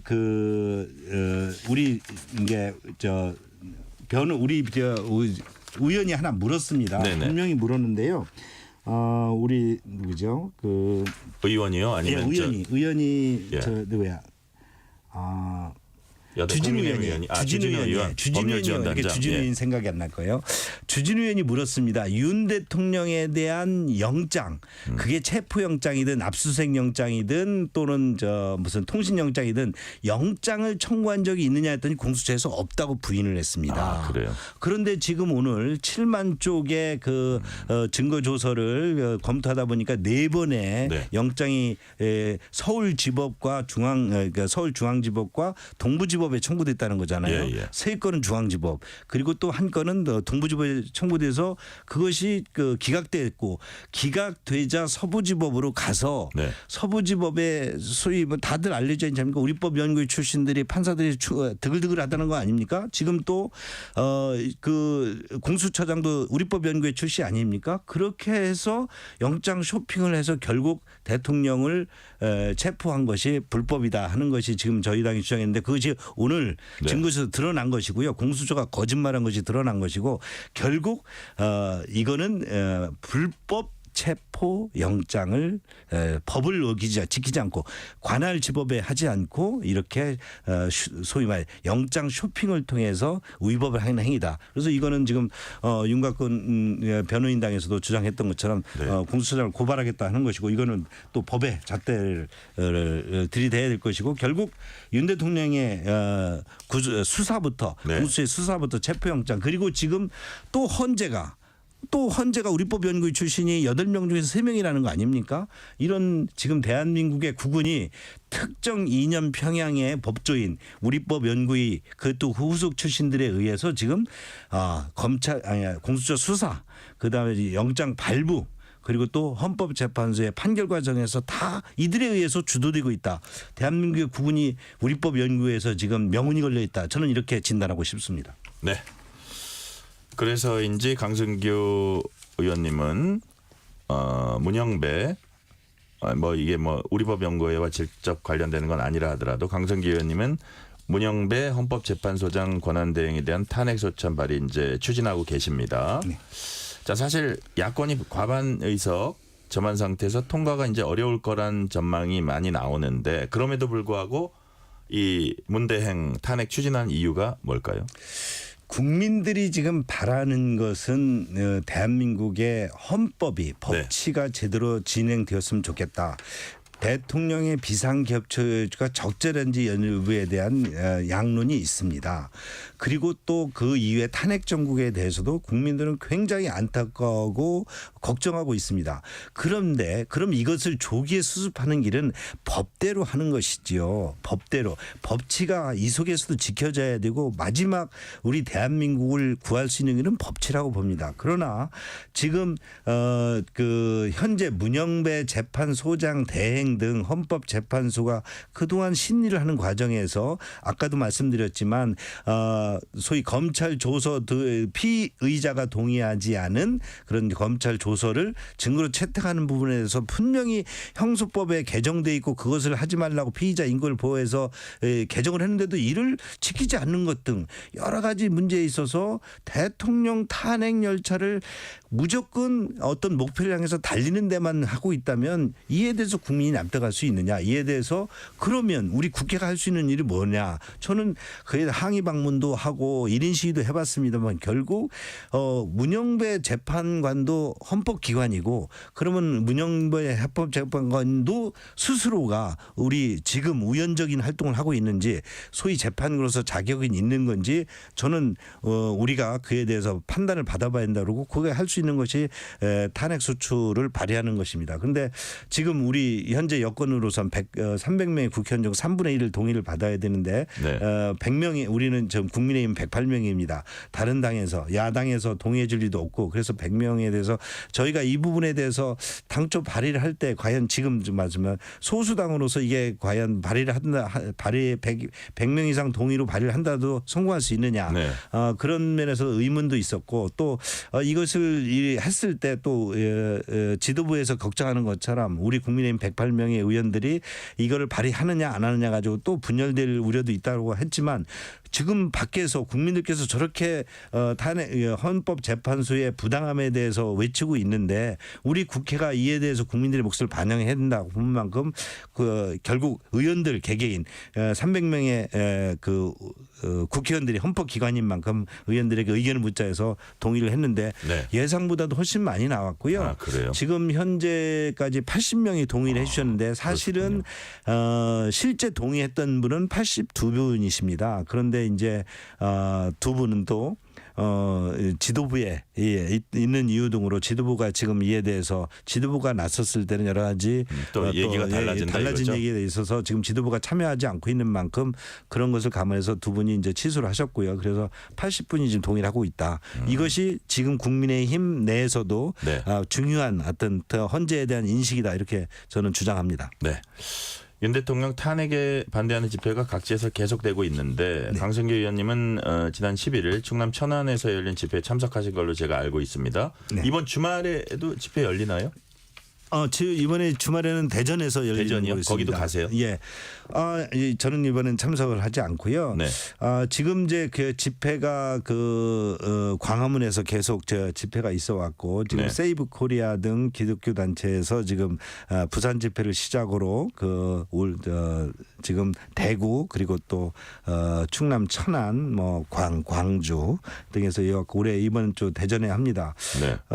이것은 결국 국민들이 지금 우리 헌법기관에서 대한민국이 법치국가이지만 법치기관에서 여러 가지 불편 부당함 등이 너무 국민들 눈에는 많이 상존해 있다. 이런 부분에서 좀 국민의 목소리에 귀를 기울여서 헌법기관들이 정말 법치가 더 이상 무너져서는 안 되고 법치를 살려야 된다. 그런 측면에서 국민들이 지금 목소리를 내고 있다고 생각하고 저는 지난번 충남 집회에 참여를 했습니다. 네. 자, 지금은 이제 헌재 판단이 아직 나오지 않고 그 절차 진행 중이기 때문에 뭐 조기 대선에 대해서 국민의힘에서 공식적으로 얘기하고 있지는 않습니다. 뭐 혹자는 금기어다 이런 얘기도 하는데 그럼에도 불구하고 어쨌든 뭐 조기 대선 가능성을 배제할 수는 없기 때문에 그리고 그게 만약에 그런 게 펼쳐질 때 워낙 그 선거운동 기간이 짧기 때문에 그것도 또 이게 마음속이나 이렇게 물밑에서는 대비해야 되는 건 아니냐는 얘기도 있어요. 그 부분은 강승규 의원님 어떻게 보세요? 저도 지금 뭐 그런 부분에 대한 밖에 여러 가지 시각이 있는 것은 알고 있습니다만 저도 지금은 헌재의 시간이고 헌법재판소의 판단을 기다려야 된다. 그 헌법재판소가 우리나라 법치를 살릴 수 있는 유일한 지금 마지막 수단이다. 그럼 헌재가 어떻게든지 대통령의 비상계엄 조치가 탄핵 소위 말해서 내란 폭동인지 아니면 통치행위인지를 판단을 해야 되고 이에 대해서 국민들이 납득할 만한 판단이 있어야 됩니다. 국민들이 이에 납득하지 않으면 많은 또 저항이 있을 거라고 우려되기 때문에 지금은 헌재의 시간이고 제2 뭐 조기 대선이다 이런 것을 논하는 것은 굉장히 국민들의 눈 시각에서 봐도 적절치 않다 이렇게 봅니다. 네.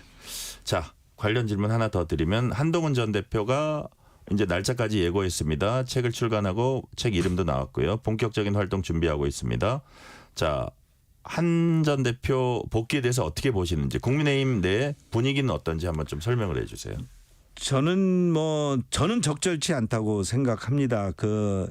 대통령의 비상계엄 조치 그리고 지금의 탄핵 정국에서 국민의힘도 자유로울 수가 없고 그 당시 비상계엄 조치와 탄핵 정국으로 가는 과정에서 한동훈 전 대표가 대표였었고 네. 이에 대해서 많은 우리 국민의힘 내의 여론을 제대로 반영하지 못했기 때문에 지금 다시 비대위원장 체제로 간 거 아니겠습니까? 네.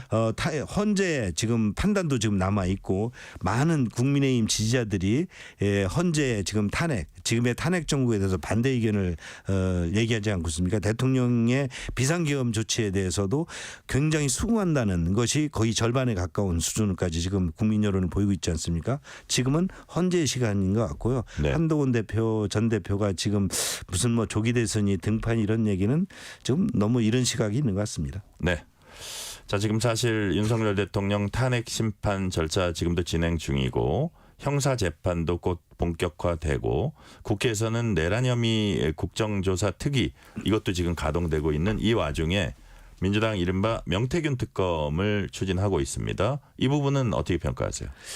명태균 특검은 국민의힘 공천 과정에서 여러 잡음이 있었던 것들에 들여다본다는 거 아닙니까? 네. 물론 그 과정에서 불법이 있었다면 분명히 수사를 해야 되고 응징을 해야 되겠죠. 그러나 지금 명태균 특검에 대해서 여러 가지 민주당이 발의를 했었고 이에 대해서 국회에서 1차 통과가 됐지만 대통령의 거부권 등에 의해서 또 저희가 또 2차 재심의에서 기각시킨 바가 있답니다. 그러니까 명태균 특검 등이 뭔가 지금 여러 가지 뭐 대권 주자 후보 등이나 이런 또 관계인들이 많이 있다라고 하는 여러 가지 한간의 뉴스들이 혹시 프레임, 국민의힘의 어떤 여러 가지 지도 체제 등을 흔들고 또는 자기 뭐 여러 가지 후보 구도 등에서 뭔가 영향을 끼치려는 그런 프레임에 의해서 움직인다면 분명한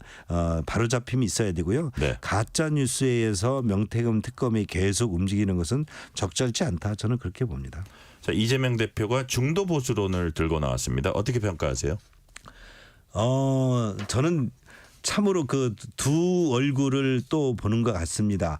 겉으로는 아주 그 진보 내지는 그냥 편향적인 이념 일색으로 진행하면서 표가 보이면 거기에 얼굴을 싹 표변하는 그런, 그래서 뭐 저 중도 보수라고 본인을 아주 속여서 얼굴을 드러내고 라도 표만 준다면 언제든 주장할 수 있다는 것이 또 이번에 주장인 것 같고요. 네.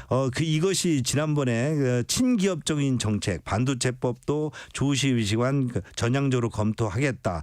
뭐 삼성전자 같은 기업을 6개를 만들겠다고 하는 것도 네. 결국은 법안 심리나 저희가 산자 중에서 보면 반도체법에서 또는 여러 가지 관련법 상속세 등의 여러 가지 그 또 처리 과정에서 보면 그런 것은 실제 겉과 속이라는 표리부동의 다름 아니었다. 저는 이렇게 진단합니다. 네.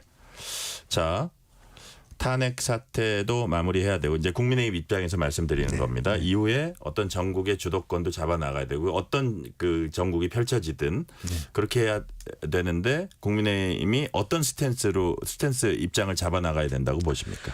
저는 지금은 국민의힘이 대통령, 우리 집권 여당의 대통령이, 현직 대통령이 탄핵 국면에 있습니다. 네. 또 탄핵도 헌법재판에서 탄핵 절차가 진행돼 있고 또 형사법적으로 법원에서 또 내란죄에 대한 수사가 진행됩니다. 이런 부분에 대해서 저 국민의힘은 대통령께서 왜 그런 행위가 있었는지, 비상기업 조치가 왜 있었는지, 그리고 그 이후에 이 야당이 탄핵 프레임으로 어떤 공작이 진행이 됐고 많은 부분에 있어서 지금 대한민국이 이념 편향적으로 쏠림이 있는데 이런 부분들 균형을 잡지 못한다면 그 이유도 저희는 굉장히 암울한 대한민국의 미래가 있다 이렇게 진단하고요. 지금 탄핵 정국을 제대로 저기하고 이 결과에 따라서 지금의 이런 탄핵 정국, 비상계엄 정국이 왜 왔는지에 대한 원인을 좀 따져봐야 될 것 같고요. 네. 그런 결과가 헌법재판소의 재판 결과 등이 나왔을 때 우리의 지금 체제, 우리 헌정 체제, 80년 체제 등이 어떤 것인지에 대해서 그때 가서 좀 따져봐야 되지 않느냐, 저는 그렇게 생각하고 있습니다. 네, 오늘 말씀은 여기까지 듣겠습니다. 지금까지 강승규 국민의힘 의원이었습니다. 말씀 감사합니다. 감사합니다. 퇴근길, 당신과 함께 읽는 세상 이야기. KBS 1라디오 뉴스레터 K.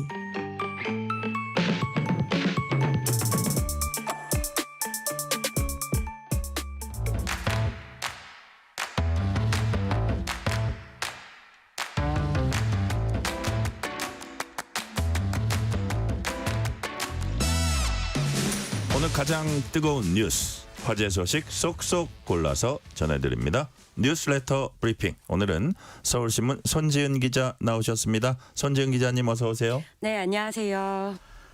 대전 초등생 피살 사건 이후 추진되고 있는 하늘이법에 대해 교사들 대부분이 우려를 표하고 있다. 이런 조사 결과가 나왔습니다. 교사들이 특히 어떤 부분을 우려하고 있어요? 네, 이번 조사는요. 교사 노조연맹이 지난 17일에서 18일 전국의 유치원부터 초, 중고, 특수학교 교사 조합원 8,160명을 대상으로 시행한 설문조사 결과입니다. 네. 자, 일단 교사 대부분은요. 이 초등생 피교사를 대상으로 한 주기적인 정신건강 검사를 도입하는 것에는 88%가량이 반대 의사를 표명을 했습니다. 또 응답자의 90.7%는요. 이 하늘이법의 초점이 정신질환을 가진 교사가 아니라 위중한 폭력적 전조 증상을 보이는 학교 구성원으로 맞춰져야 한다라는 답변을 했습니다. 자, 그리고 97.1%는요. 정신질환에만 초점을 둔 법을 제정하게 되면은 교육활동 중에 발생한 심리적 어려움을 드러내기가 어려워서 오히려 문제가 커질 것이다라고 답을 했습니다.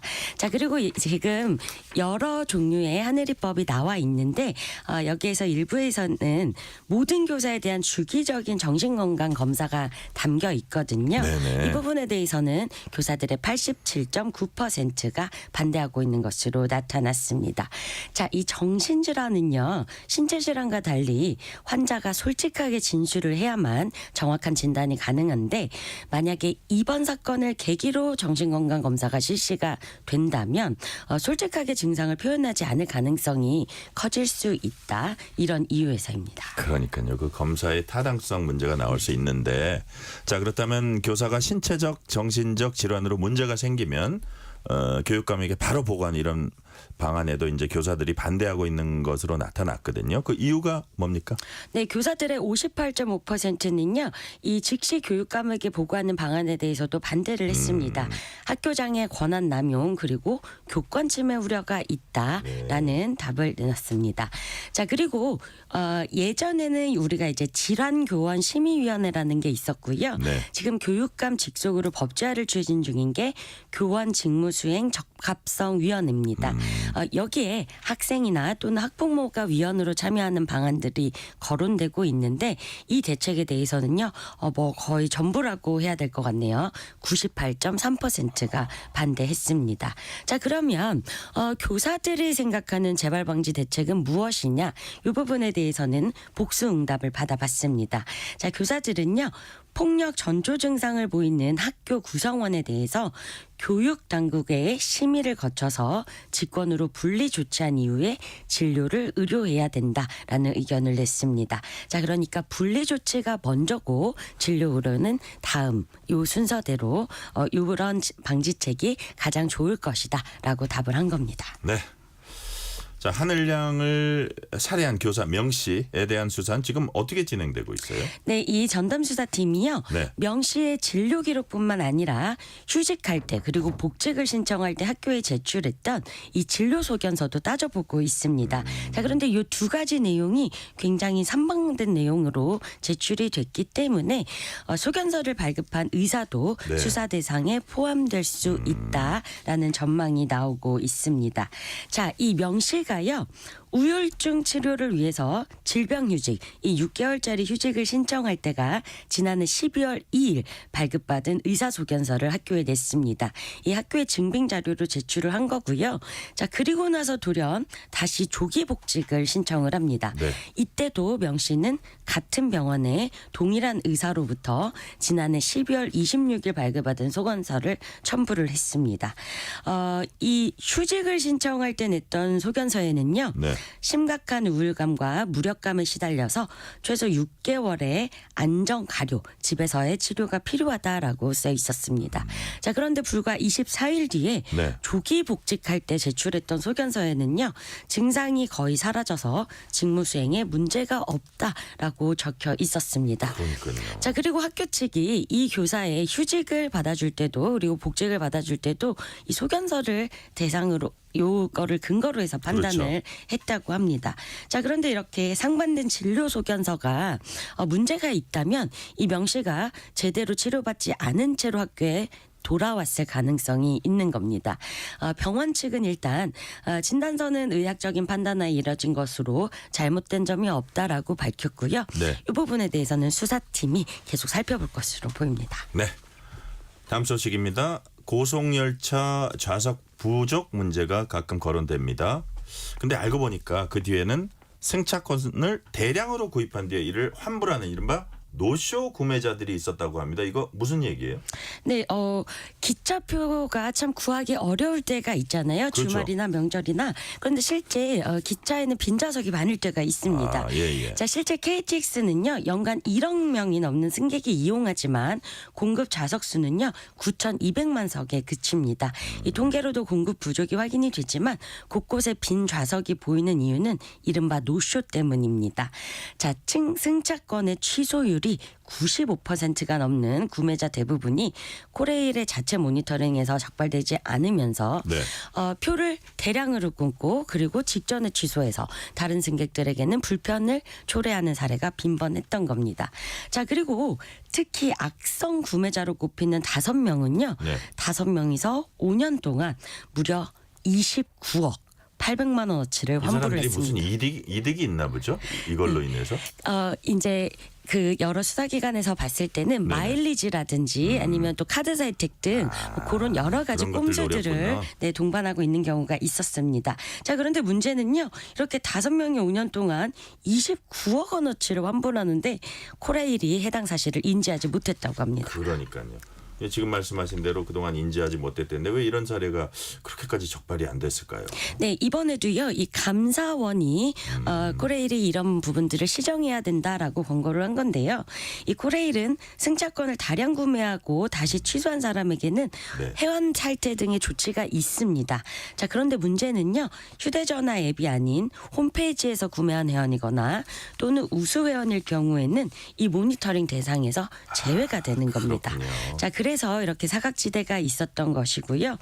그래서 연간의 취소 금액이 이제 1,000만 원 이상 되는 사람 아니면 또는 취소율이 95% 이상인 고객이 139명인데 이 중에 123명은 적발되지 않았다고 합니다. 자, 감사원은 코레일의 모니터링 기준을 보완하는 등 개선 방안을 마련하라고 통보했습니다. 네.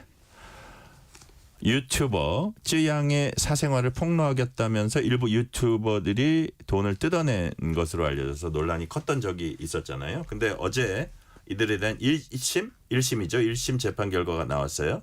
네, 유튜버 쯔양은요. 이 먹방 영상으로 구독자가 무려 1,100만인 거대 유튜버입니다. 네. 자, 그런데 지난해 자신이 교제 폭력을 당해왔다는 사실을 이제 고백한 바가 있습니다. 그런데 이 쯔양의 사생활을 미리 알고 있었던 일부 유튜버들이 네. 사생활을 알리겠다면서 돈을 뜯어내는 이런 사건이 있었습니다. 자, 이들은요. 유명인 관련 이슈를 유튜브 영상으로 제작해서 뭐 슈퍼챗이나 그리고 시청자 수로 네네. 소득을 올리는 이른바 사이버 레카들입니다. 그러니까요. 검찰이 공갈 등의 혐의로 이들을 재판에 넘겼는데 1심에서 모두 유죄가 인정이 됐습니다. 5,500만 원을 갈취한 혐의를 받는 구제역 이준희 씨는요. 징역 3년, 또 공범인 주작감별사 정국진 씨에게는 징역 1년에 집행유예 3년이 선고가 됐습니다. 자, 이들은요. 온라인 견인차 공제회라는 대화방을 만들어서 사생활을 빌미로 경제적 이익을 챙기는 방안 등을 공유한 것으로 드러났습니다. 자, 그리고 특히 구제역에 대해서는요. 네. 쯔양을 도와준 것이라고 주장하는 듯 반성하는 모습이 없었다라고 재판부가 양형 이유를 설명을 했습니다. 또 범행 방조 혐의를 받는 카라큘라 이세욱 씨와 네. 크로커다일 최일환 씨도 유죄가 인정이 됐습니다. 또 다른 사이버레카 신상이 이제 밝혀졌습니다. 어떻게 알아냈고 그게 대체 누구예요? 네, 사이버레카 대명사 이제 뻑가라는 유튜브 채널을 운영하는 남성이 있는데 네. 이 방송에서 얼굴과 이제 눈을 다 가리기 때문에 그동안 신상이 드러난 바가 없습니다. 자, 최근에 이 BJ 과즙세연 이 인세연 씨의 네. 소송을 대리하는 법무법인 리우가 미국 캘리포니아주 북부 지방법원으로부터 뻑가에 대한 증거 게시 요청 일부를 승인을 받았다고 합니다. 예. 자, 그렇게 해서 구글로부터 뻑가에 대한 개인정보 일부를 제공받았다고 하고요. 한국에 거주하는 30대 후반 남성 박모 씨인 것으로 파악이 됐다고 합니다. 자, 이렇게 입수된 개인정보를 통해서요. 과즙세연이 뻑가를 상대로 제시한 소송 등에 활용될 예정입니다. 이 뻑가는요. 과즙세연 관련해서 허위사실 등을 유포한 혐의로 지금 고발당해 있는 상황입니다. 자, 과거에도요. 유튜버 잼미모녀 사망 사건 등으로도 논란이 된 바 있습니다. 네, 오늘 말씀 여기까지 듣겠습니다. 지금까지 서울신문 손지은 기자였습니다. 말씀 감사합니다. 감사합니다.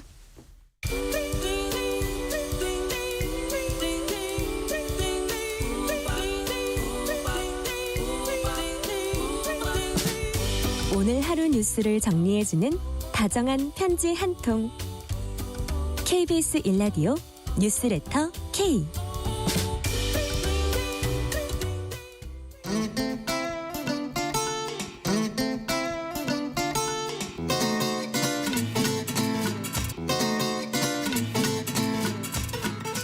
매주 다양한 문학의 전문가와 흥미로운 문화와 생활 얘기 나눠보는 시간 주말엔 문화. 오늘은 임진모 대중음악평론가와 함께 한국 록밴드 음악 얘기 해보겠습니다. 임진모 평론가님 어서 오세요. 네, 안녕하세요. 자, 평론가님 오늘 록 음악 우리가 이제 함께 들어보려고 하는데 평소에 록 음악 많이 들으세요? 아, 그럼요. 전 락 음악과 함께 성장했다고 해도 과언이 아닙니다. 예. 95년에 제가요. 예. 락 그 폭발하는 젊음의 미학이라는 책도 냈어요. 아, 그러세요? 네. 거의 뭐 락 때문에 이쪽에 왔다. 이쪽 분야에서 일한다. 그 정도세요? 예, 그렇습니다. 네. 락 그 폭발하는 젊음의 미학. 예. 와, 이거 책 제목 너무 멋있어. 락 그 폭발하는 젊음의 미학. 와, 네네. 좋습니다. 예. 자, 그렇다면 우리 한국 록 음악사 간단히 좀 정리해 보겠습니다. 우리 록 음악은 언제 태동했습니까? 아무래도 이제 60년대 어떻게 보면 이제 베이비붐 세대가 네. 전면에 이제 등장하면서 락 음악도 그때 생겨났다. 네. 이렇게 보는 게 맞을 것 같습니다. 그때 주역이 이제 신중현 네. 그리고 키보이스 이렇게 되죠. 그러면서 락은 아주 빠른 시일 내에 굉장히 폭발적인 성장을 거뒀어요. 네. 그래가지고 벌써 70년대에 와가지고 상당한 시장 지분을 갖게 됩니다. 그러니까요. 네네.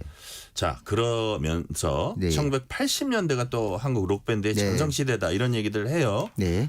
그때는 어떤 그룹들이 활동했기에 이렇게 80년대에는 황금기로 일단 불렸습니까? 우리가 조용필이 있었던 시대이기 때문에 네. 일단 음반 시장 자체가 덩치가 커졌어요. 몸집이. 그런데 거기서 락도요. 그러니까 송골매, 번님들, 다섯 손가락 같은 팀들이 TV에 나오면서 TV에서 락을 알렸다고 할까요? 네. 물론 여기에 산울림도 있죠. 그러다가 80년대 중반에 당시가 민주화 투쟁기거든요. 예. 그 민주화 투쟁에 나선 사람들의 목소리를 갖다가 대변한 팀이 등장해요. 그게 들국화입니다. 그것만이 내상 행진해. 네. 그리고 들국화에 이어서 이제 부활 그리고 이제 신하위 H2O 백두산 백두산 유현상 씨가 있었어요. 네네. 이런 강한 팀들이 나오면서 락이 만개했습니다. 그렇군요. 네네. 유현상 씨 하면 부인이 최윤희 씨 아닌가요? 맞습니다. 네. 제가 뭐 또 갑자기 최윤희 씨 생각이 났고. 네네.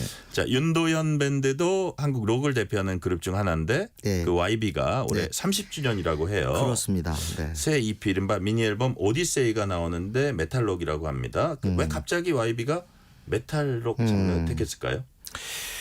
잘 갑자기는 아니고요. 예. 여태까지 좀 했어요? 네, 그 윤도현이 조금 부드러운 음악, 멜로디가 살아있는 음악들이 떠서 그렇죠. 네. 실제로 공연 가보면 강력하고요. 그래요. 좀 시끄럽다고 할 그런 노래도 엄청 많습니다. 이 땅에 살기 위하여라든가 이번스 같은 노래, 칼, 뭐 정글의 법칙 이런 노래들은 뭐 완벽한 센 그런 메탈이죠. 메탈은 있잖아요. 영어로 멋있게 이렇게 붙인 건데 예. 실제로는 하드락이에요. 하드락을 갖다가 좀 멋들어지게 얘기한 거라고 할까요? 하드락하고 거의 똑같은 개념이에요. 그럼요. 그런데 이제 헤비메탈은 좀 그 뒤로 밴드들이 많이 이렇게 융성하면서 네. 약간 뭐 뭐랄까 느낌이 다르긴 한데 기본적으로는 강력한 하드락이에요. 네네. 여기서도 윤도현 씨가 보컬 맡아요? 그럼요. 아, 그래요? 사실 가장 궁금하게 이미 보도가 많이 됐습니다만 우리 윤도현 씨가 사실은 암에 걸렸단 말이에요. 그래서 완치가 된 상태에서 이게 나온 건데 어휴 이거 너무 센 거 하는 거 아니야? 네. 저도 이번에 음감회를 제가 진행을 했는데 그런 질문을 제가 드렸어요. 그랬더니 이렇게 얘기하더라고요. 오히려 그렇게 암투병하고요. 네. 그리고 코로나 때 강한 음악을 들으면서 오히려 위로를 받았답니다. 그래서 더욱더 이 여기에 매진하게 됐고 네. 사실은 윤도현 씨가 이 피 자체가요. 네. 좀 강한 락을 좋아하는 스타일이에요. 그렇죠. 하고 싶어서 했대요. 자, 데뷔 30주년 기념하는 음악이라 더 이제 기대가 되는데 네. 자, YB 윤도현 대표하는 곡 하나 꼽아주시면 뭐가 있을까요? 윤도현 어떤 노래 듣고 싶으세요? 제가 볼 때는 예, 약간 우리 월드컵 응원가 있잖아요. 아 그럼요. 그러니까 예를 들면 나는 나비도 있고 사랑했나봐도 있고 잊을게도 그러니까요. 있고 그런 히트곡이 사랑투 어마어마하게 많거든요. 네. 근데도 아마 그야말로 진짜 2000년대 들어와서 락을 살린 게 누구냐?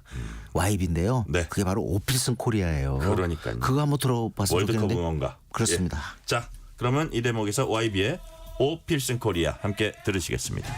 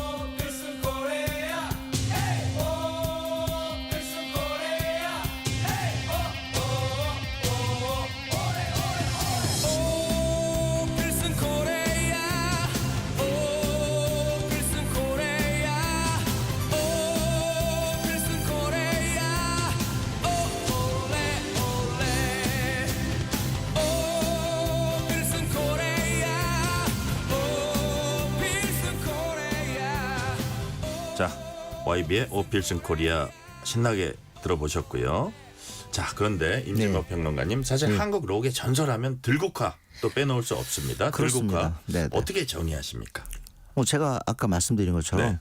어떻게 보면 그 시대의 어떤 젊음의 아우성을 대변해준 밴드다. 아우성 대변해줬다. 그러니까 젊음에. 그때 당시에 이제 진짜 우리 모두가 막 길거리 나와서 그래서 결국은 아마 그 6.29 선언 등등 여러 많은 그때 당시에 네. 기록들을 아마 머릿속에 떠올리실 텐데요. 그때 그 사람들의 어떤 생각이라든가 그런 뭐랄까요. 진정한 어떤 그 마음 같은 걸 대변해 준 게 들국화인 것 같아요. 네. 그래 들국화 그 앨범이 사실 기대를 했는지는 모르지만 세상에 그때 나오자마자 70만 장에 나갔는데 TV 출연 안 했어요. 네. TV 출연도 안 하고 네. 어떻게 그렇게 판매고를 이뤘다는 건 그 사람들의 마음을 반영한 거 아니에요? 예. 그러면서 그때 당시 동아 레코드를 이 들국화가 살려줘요. 그러니 지금 행진 말씀하시는 거예요? 행진도 그렇고 예. 그것만이 내 세상 아침이 밝아올 때까지 그다음에 그 세계로 가는 기차 네. 거기 앨범에 곡이요 다 들어가 있어요? 다 떴어요 다. 그렇군요. 예. 자, 그럼 우리 어떤 노래 임진모 평론가님 들어볼까요? 그래도 신나게 예. 어떻게 주말 맞으시라고 그러니까요. 행진해야죠. 자, 들국화의 행진 들으시겠습니다.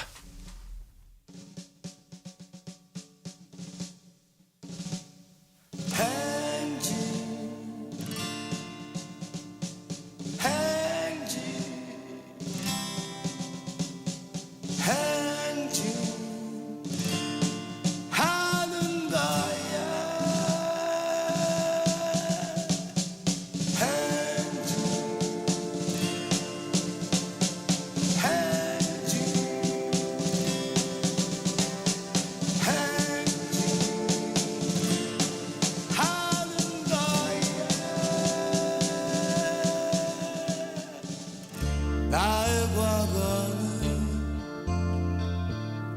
어두웠지만 나의 과거는 힘이 들었지만 그러나 나의 과거를 사랑할 수 있다면 내가 추억의 그림을 그릴 수만 있다면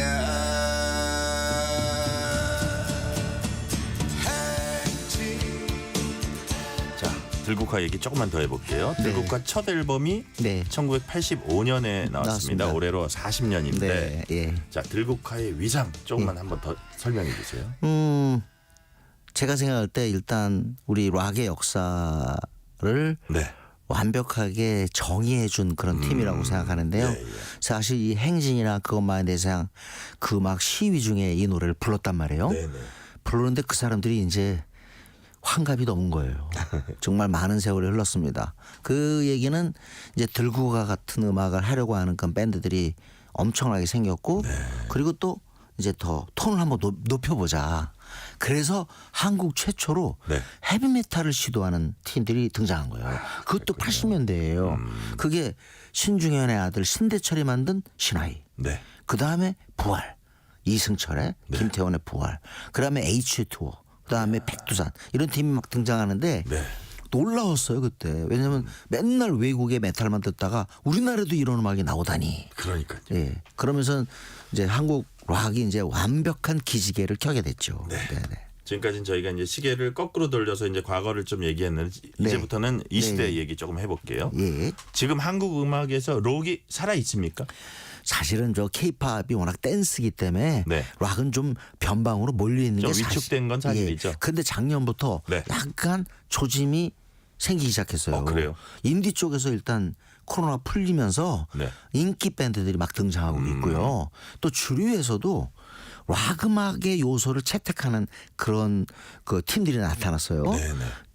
아마 어른들은 아실지 모르겠는데 데이식스라든가 QWR 같은 팀이 네. 락의 요소가 강한 그런 음악들을 하기 시작했습니다. 그래서 2025년에 저도 어디다 그런 글을 썼는데요. 2025년에는 락이 완전히 살아날 것 같다라는 그런 느낌이 듭니다. 지금. 그러니까요. 네네. 또 이제 실리카겔이라는 예. 데도 있죠. 거기는 어떤데요? 인디의 BTS죠. 네. 인디의 BTS. 어마어마하게 그 관객들을 그 몰고 다니는데요. 네.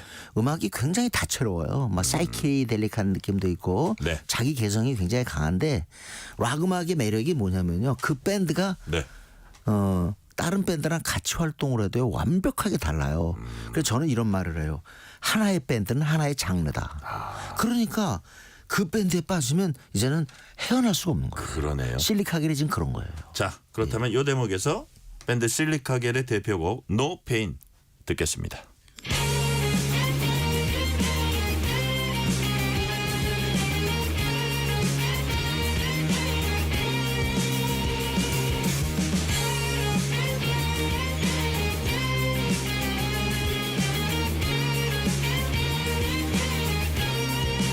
내가 만든 집에서 모두 함께 노래를 합시다. 소외됐던 사람들 모두 함께 노래를 합시다. 우리만의 따뜻한 볼 영원한 경 영혼과 사랑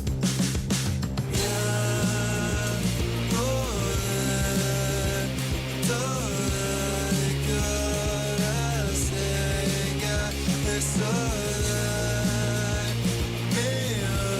날 미워하지만